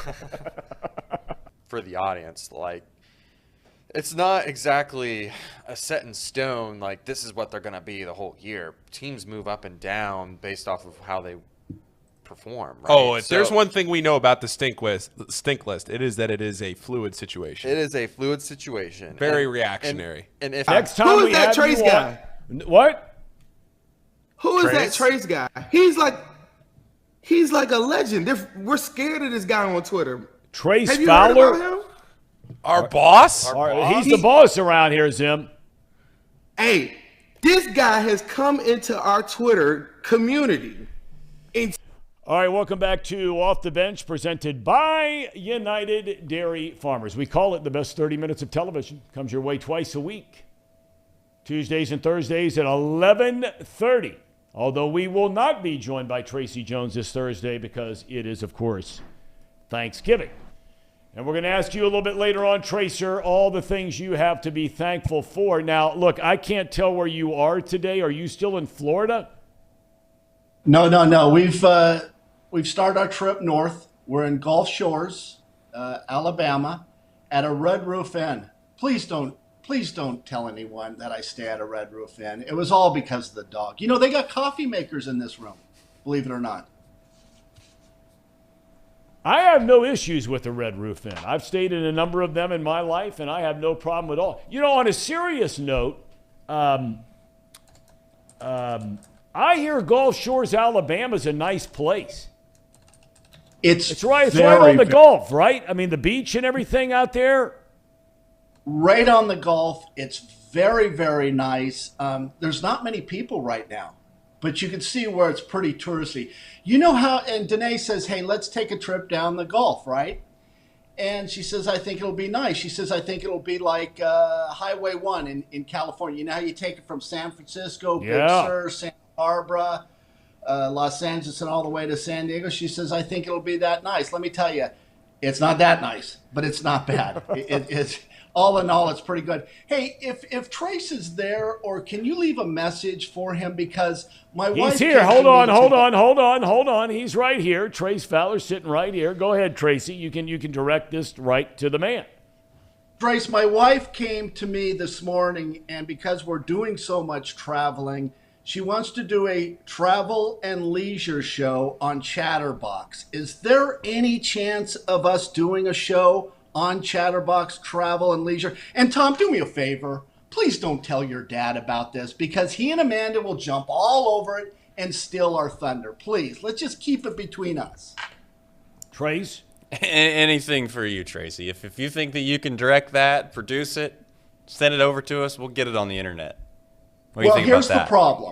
Here's the problem, and I just want Danae wants to wear a bikini, okay?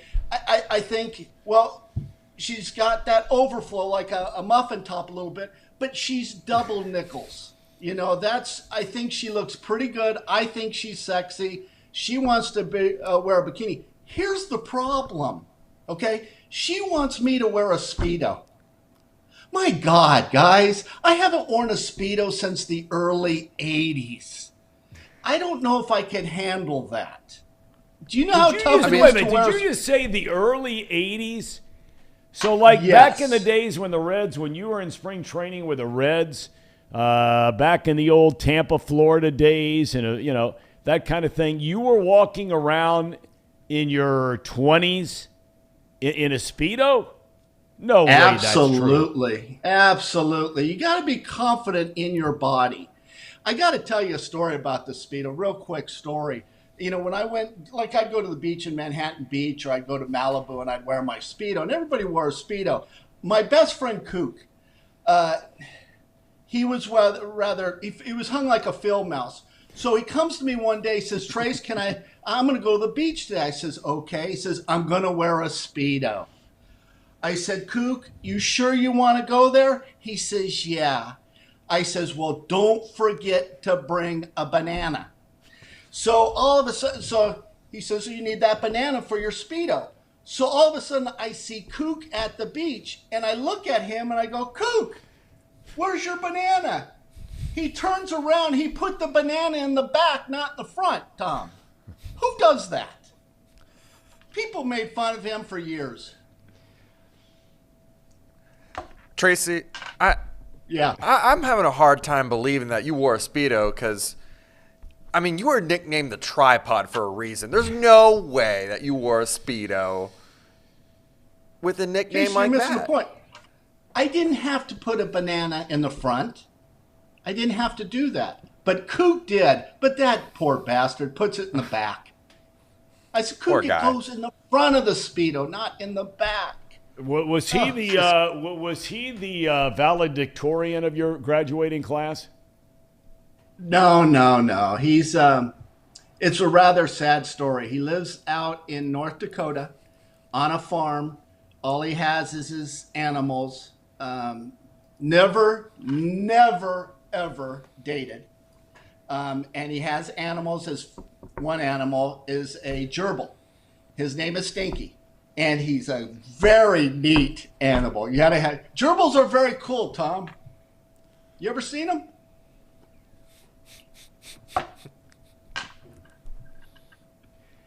I have. We used to have them at our house pretty regularly. Had the wheel going, you know, in the whole 9 yards.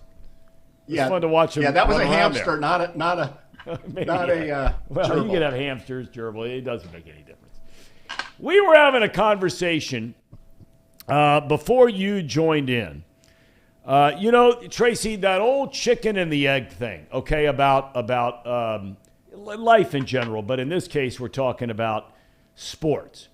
And the Castellini family has come under a lot of fire for not going out and spending a lot of money, and that case can be made. That's fine. But I made the comment that if you look back in the history of the franchise, not one time in the very rich history of the Cincinnati Reds franchise, in a place they say is a baseball town, Not one time has this franchise drawn 3 million fans in a year. The high all-time was 2.6 million, and Tracy, that was in 1975 when they played in Riverfront Stadium, where you played as a player, a stadium that held 56,000 people. They had arguably the best team in the history of baseball. They have never drawn 2.7 million fans. And people want to compare the Reds and the St. Louis Cardinals as an example. You know it, and I know it. The Cardinals could win 74 games in a season, and they'll draw 3.2 million people into the ballpark so they can spend a lot more money. From a player standpoint, the chicken or the egg? Fans come first, you spend a lot of money, or do you spend a lot of money to bring in the fans? Well, you had the best do the team fans even show up when you do spend money? Well, you had the best team in the history of Major League Baseball, right? And you still couldn't hit 3 million. What'd you say, 2.7 million fans?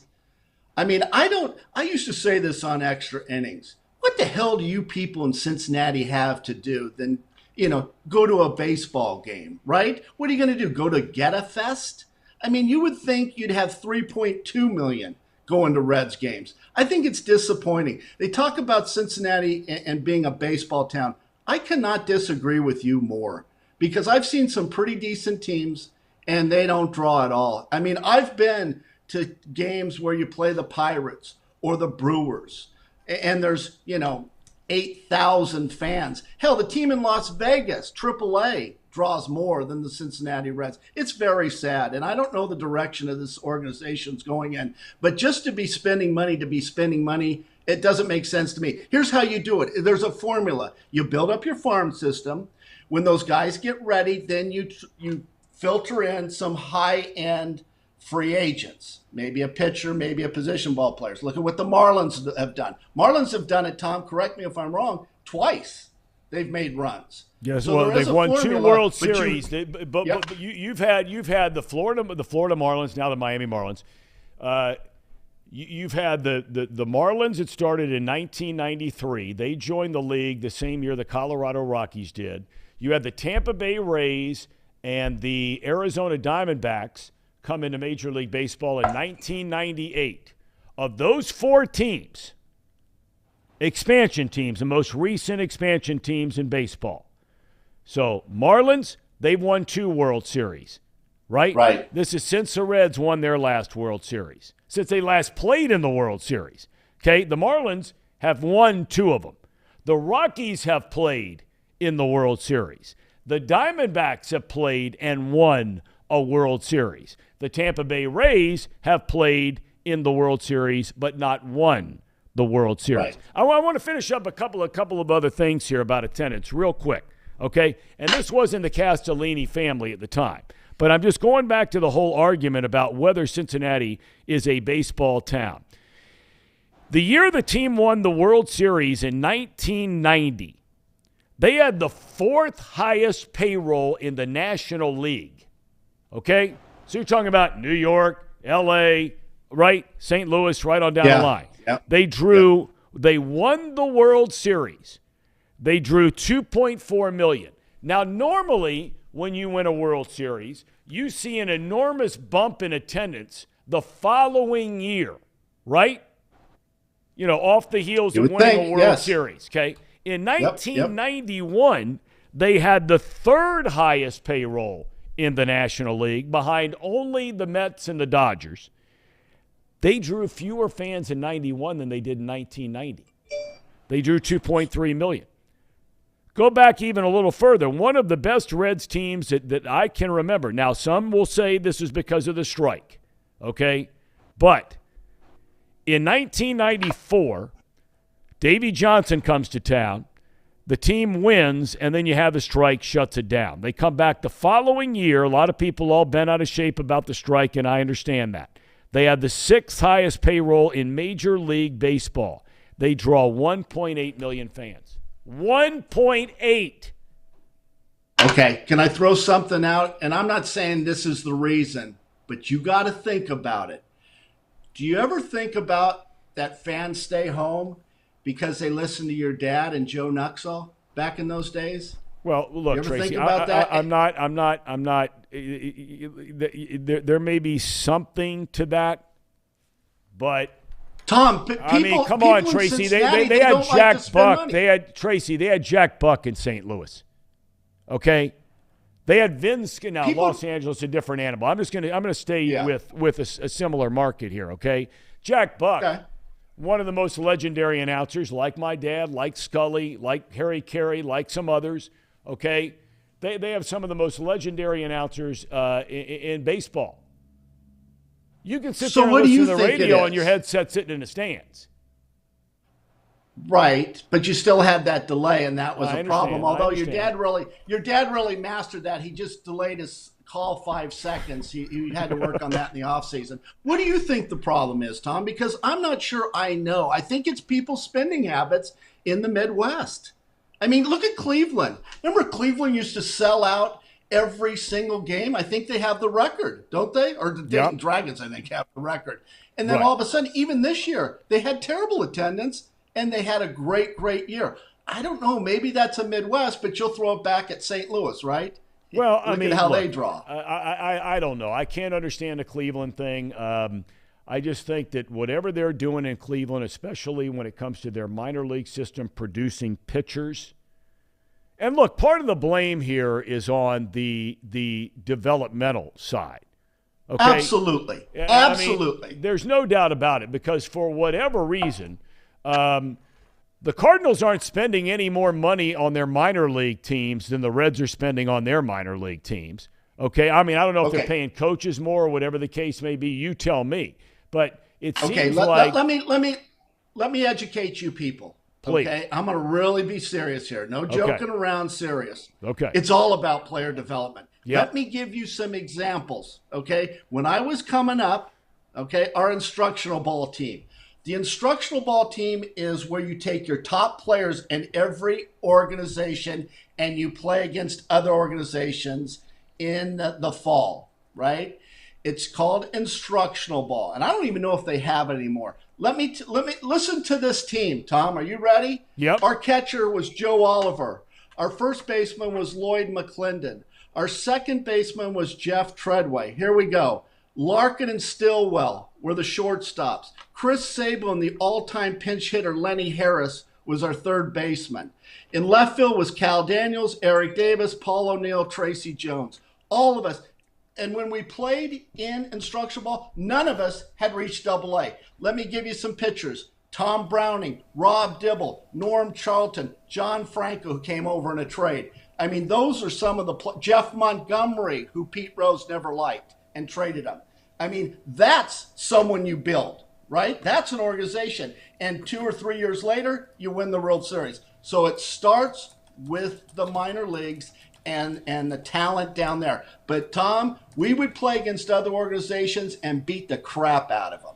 And I used to say, hell, if I was playing in the Detroit organization or the Philly organization, hell, I'd be batting third, not in front of Schmidt. But you know what I'm saying. Yeah. Organizations had no players. All of us made it to the big leagues. And you can't find many organizations like that going back. But it starts with scouting. That's what it starts with. Top scouts. Okay, but it starts with scouting and drafting players. Okay, and here's where you get into the whole thing. Okay, and I know you were the number one pick in the supplemental draft.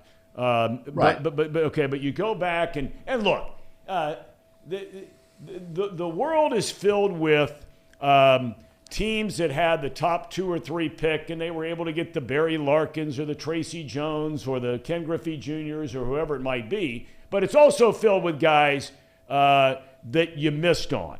And there was an entire decade there where the Reds missed on every single number one pick.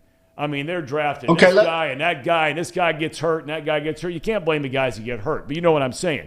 But here's what I'm asking you. Do you get the feeling, and you're not having to go back that far because your son was a high draft pick. So you were going to these showcase events. You were going to his high school games and seeing what scouts were there or what scouts weren't there, whatever it may be. Are there some teams that are better at scouting amateur players than other teams? Great Great question. Me and your dad talked about this on our show during the year. You know who's really good at picking players? The Dodgers. You know, you can say they spend a lot of money, right? And they do. But their farm system is top notch. I think they're ranked second now. And they keep getting rid of players to get that trade like they did with Washington to get Scherzer. I mean, they gave away about 3 top picks to get Scherzer. I mean, you have to have that farm system. And the Dodgers, and correct, I don't know about this, I'm probably speaking out of turn. Those scouts have probably been there a long time. If you look at the Reds, it seems like they bring scouts in and out. And I don't think that's very good. And also, the head of player development is a very important guy. I've talked about him before, and he was our guy during player development, was a guy by the name of Jimmy Hoff. He passed away. Jimmy Hoff built that farm system. Chief Bender and Jim Hoff built that farm system that I was talking about. Jim Hoff moved over to Toronto, and you know where he ended up? Tampa Bay, building that farm system. I mean, he was outstanding. So it starts down here, but that ownership, which this ownership doesn't do, you've got to add those players when you think you got a chance. Okay. Trace, you have anything you want to tack on to that? Because you're a big baseball guy. Yeah, unfortunately I am. In Cincinnati, it's tough. But I have a question about the culture. So I think that there's a multitude of issues obviously go into this. If it was a simple fix, then we would just do it and get on with it, and we'd win in Cincinnati. But right. This culture of what we have now feels like everyone's out for themselves. You have guys that are trying to break into the big leagues and just stay there. I don't think that there's this mindset at all within the locker room or even within maybe the organization from AAA into the big leagues of winning games. Do you think, and you've brought this up time and time again on the show, of all of those guys you came up with, do you think that there's something to the idea of putting all of your Ellie De La Cruz, your Nortes, all of these guys that you just got that you think are going to be the next crop of guys, do you think there's something to putting them all on one team, whether it be AA or AAA, and then kind of slowly bringing them maybe all together if they all can obviously rise to their individual occasion? Because it just seems like right now you bring a guy up and he's fighting for his job like a Barrero, has unbelievable stats in AAA, comes up, tries to prove himself in the big leagues, falls apart, then he's gone. And it happens time and time again.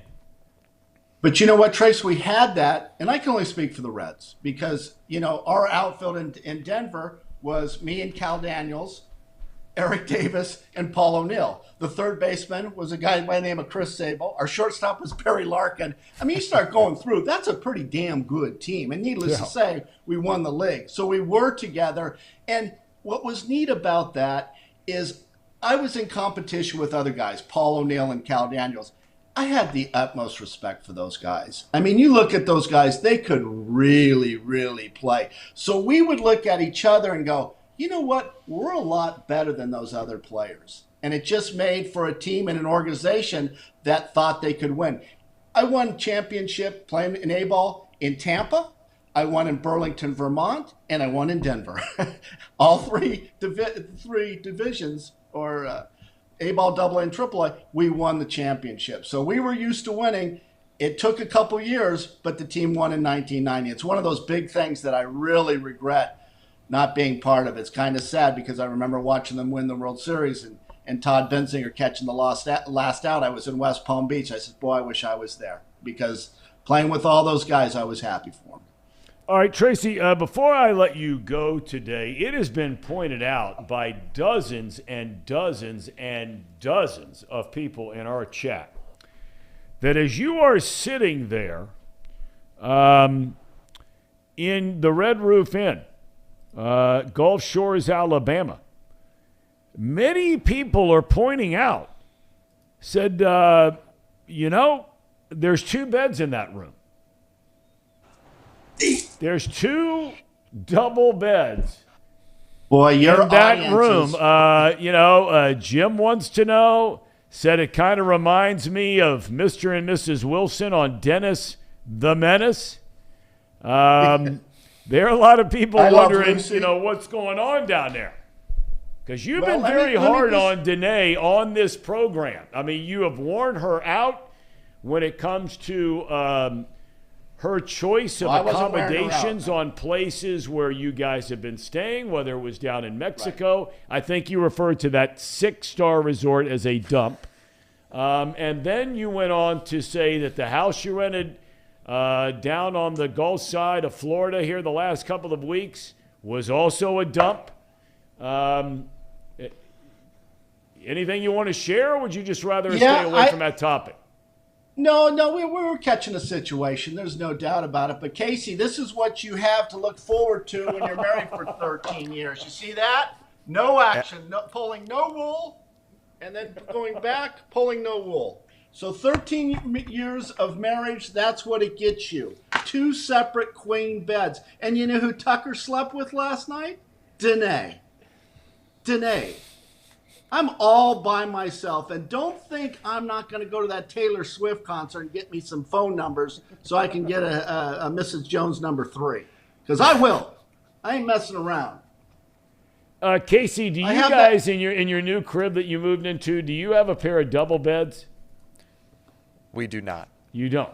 No, we sleep together in the same bed. You do? Mm-hmm. Tracy, what do you think about that, sleeping in the same bed together and they're not yet married? How would you feel about that if your son or daughter had that going on? They're not married yet. And they're sleeping in the same bedroom or same bed? I think you just said that, didn't you, Casey? Yeah. Oh, how dare you. That's disgusting. That's disgusting. Why even get married? Why pay for the cow when you're getting milk under the fence, right? You know that old saying that I just made up? That's a hell of a saying. I'm going to tell you. I'm going to tell you guys right now. We thought Tom Brady had FSB. I've got a huge case of that, and I don't know what to do. Does anyone have a suggestion for me? Trying to see if anybody's everybody just keeps commenting about the separate beds. It was a great observation. There's no doubt. Said, the point was made. Even Robert Reed from the Brady Bunch slept in the same bed as Florence Henderson, Mrs. Brady. Well, let me just tell you, if you know anything about Robert Reed, Carol was safe. Tom, you have to admit, that's a great pickup on my part. It is. It's very quick. There's no doubt about it. I love Robert Reed. He was a great actor. I did too. He was awesome. Some said when they turned this on today, Mike said he thought we had Will Ferrell on and not Tracy Jones, because Tracy's a high roller who stays in 6-star resorts. Boy Wonder says the Red Roof Inn greater than the palatial estate in Bellevue. Well, I think sometimes you got to take a step back and see how the ham and eggers really live. I mean, just kind of experience. You talk about being thankful with Thanksgiving. I'm just thankful that I got FU money. That's what I'm thankful for. Has there been any encounter? I don't know how long you've been at the Red Roof Inn, maybe only one night. Has there been any encounter that sort of, made you realize how lucky you are after seeing person X, fill in the blank, that perhaps you saw outside the room or, checking in or maybe at the Waffle House or something like? You probably don't go to Waffle House. I love Waffle House, but you know what I'm saying. I actually went to the Cracker Barrel for the first time. Well, that's a big league joint. Good. Love Cracker Barrels. It's very underrated. I got steak, 3 eggs, those casserole hash browns, and biscuits and gravy for like $13.50. I mean, and then you add a quarter or 50 cents onto that, it's $14 for the tip and everything. You know what I did, Tom? Last night I was very nervous because, I got a nice car. I got a Range Rover, right? So I'm thinking these poor bastards are going to try to steal my catalytic converter. So I'm like up every half hour, and you've got Tucker sitting on the bed going, so I'm looking out the window, and I see this couple, the one girl missing all her teeth. You know how it is in Alabama. And I was just thankful that I have all nice teeth. They like their football down there. Yeah, they love their football down there, do. Tracer, before I ask my dad. Hey, listen. Yeah. No, I don't want to make fun of people with no teeth because remember that swinger couple, that woman had no teeth, right? She was from Great Britain. Remember her? Well, you said she had bad teeth. You didn't say she had no teeth. Oh, she was missing a couple teeth. Not that that's a bad thing. Okay. All right. Well, Tracer, happy Thanksgiving to you. On a serious, where are you spending Thanksgiving? You going to be back here in town, or are you going to just stay there at the Red Roof Inn? And what are you going to do? No, we're gonna be traveling. There's some friends, I think, that we're gonna go over and spend Thanksgiving. They want us to bring a dish. I don't know what to bring. I know your dad, when he came over to bring a dish, he brought Jello molds. I mean, who brings a damn Jello mold? And then, have you ever had Marty? Marty sometimes likes to bring those prune juice popsicles. He yes, says yes, he does. He makes those. He makes those. Yes. What should I bring over to my friends? What kind of... Casey, it's just right up your alley. What do you think? You know, maybe you should take a page out of the Ham and Egger book and get some, like, onion dip or some other sort of dip. You know, like maybe Skyline chili dip. Yeah, I was thinking maybe just ice for my Grey Goose, straight up. What about that? Would that be too? I mean, that's not much. It's the thought that counts, right, Tom? So you really don't know if you're going to be at somebody's house for Thanksgiving? I mean, you haven't decided that? You're just going to show up? We don't know. We're just kind of winging it. You know, that's the way my wife works, a very free-spirited, California girl. Yeah.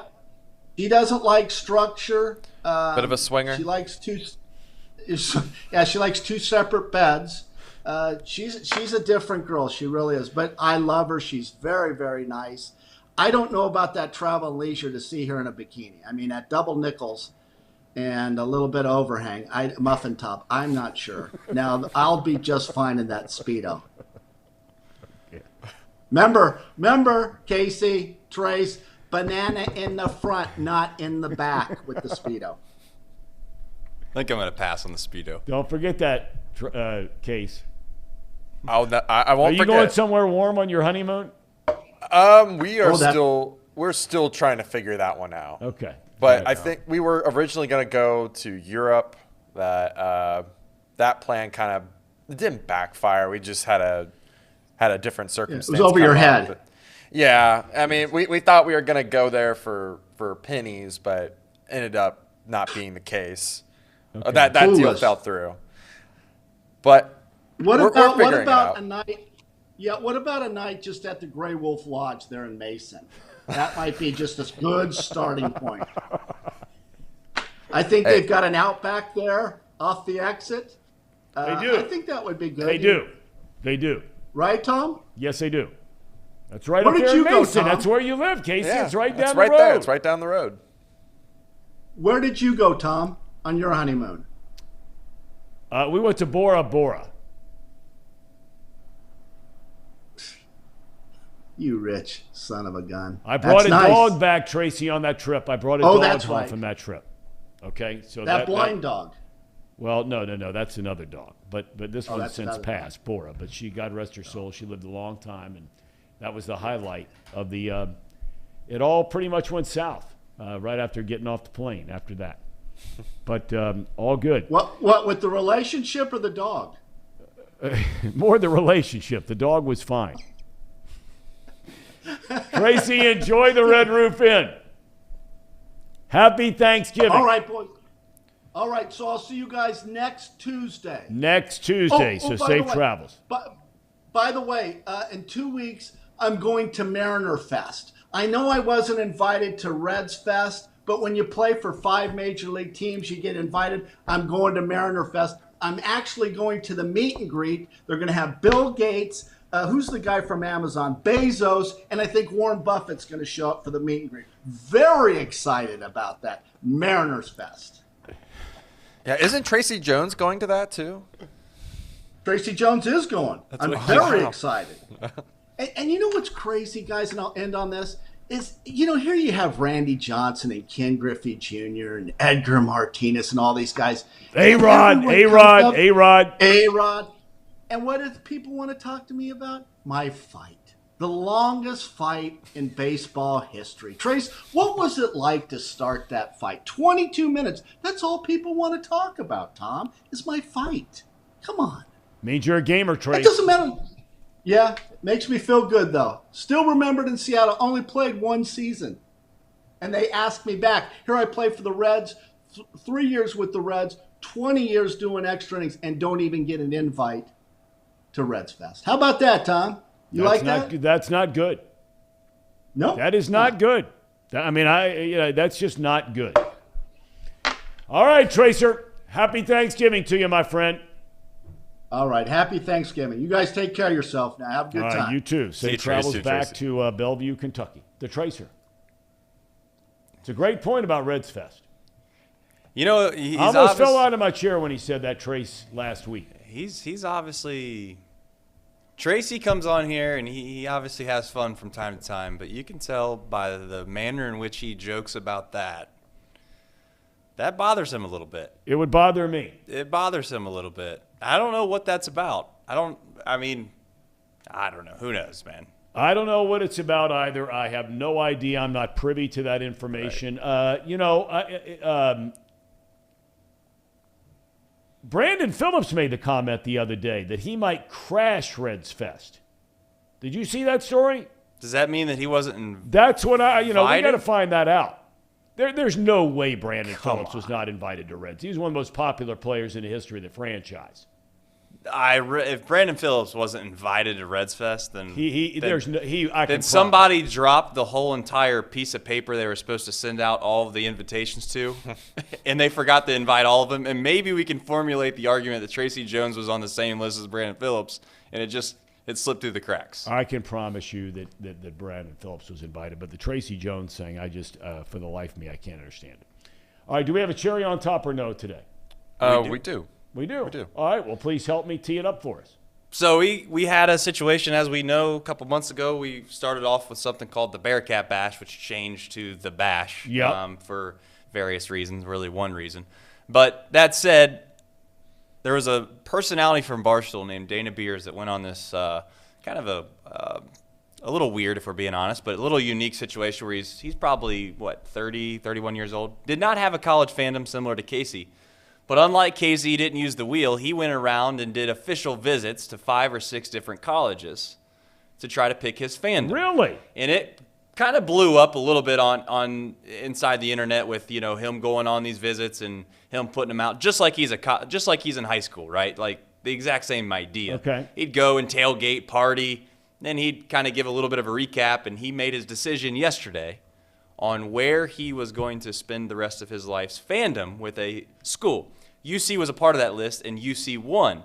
It just so happened that Chad Brindle then asked him to come on his show last night, and he said this on their show. Love you guys already. So what was it, Dana? What put Cincinnati over the top? Why are you now, for life, a Bearcat? All right, so this is what I've been telling people. The day I went to visit, it was homecoming, so already that was like an unfair advantage just for Cincy, because that was, no joke to this day, a top 2 day of my entire life. The experience there, it was just packed. I don't even know the name of the street I was on, but there was thousands of people lined up in the streets, drinking some alcohol, drinking some liquor, and the game itself was awesome. They were supposed to blow them out. They only won by 3, but that didn't matter to me because I had so much fun. We went out that night, and the people, the thing I tell people is, it was just the way I connected with people that day. Everybody was just so pure and genuine and energetic and just fun to be around. And honestly, like, you don't find that very often. You'll go to a lot of fan bases where, there's some bad people and there's some people that aren't, lovely to be around. But every single person I met in Cincinnati that day. How cool is that? So I think it's safe to say that the Bash on Short Vine was the difference maker. Won him over. It was the difference maker. And he said something very positive about Cincinnati as a whole that I think a lot of people don't understand about the Midwest. I mean, yes, I'm not saying it's like the Southern hospitality thing, but I think most people within our communities are genuine people. No doubt about it. You care about each other. You make No sure that doubt. there's no fights going on, et cetera, et cetera. And Yeah. the idea that we ran an event for 8 hours and didn't have a single fight in and of itself speaks volumes about the whole situation that was going on down there. So No question. it's kind of neat to hear him kind of give us a shout out, even though he didn't really know what it was or who it was or et cetera, et cetera. Well, I think we need to get him on the program. Yeah, we'll bring him on. Let him know that it'll be back better than ever next year. And by the way, I think I've seen, being new to social media, Chad Brendel, who's been a UC guy for a long, long time. Did I not see, and I hope I'm not speaking out of school here, has his wife been going through some cancer treatment stuff? Yeah, for I don't know how long, but he's been very public about that. That's what I thought online. I saw. And look, I don't know Chad. I don't know his wife. But our thoughts and prayers are with you during this Thanksgiving season and each and every day. So we sincerely mean that from all of us here at Chatterbox Sports. We hope and pray that she's doing well, that your family's doing well. But we got to get that dude on the air. Sir Boy Wonder says that Brandon Phillips was not invited. We are going to get to the bottom of that. By the way. I don't want to go with that until we know that. We need to figure that out. It's a good point.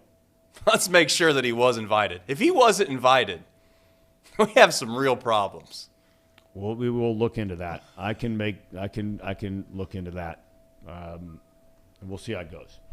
We thank everybody. We thank Paul Dougherty. We thank Marty Brennaman. We thank Tracy Jones. We thank Casey McAllister and the boss, Trace Fowler. Any programming notes for the rest of the day today I need to be aware of? Nope. No, this is okay. it. Tomorrow we got lots going on. We got Urban Meyer coming on the program to talk about Ohio State VTTUN. If you don't know what that is, figure it out. TTUN. We will not say their name one time tomorrow. Not one. Is Michigan appropriate? No.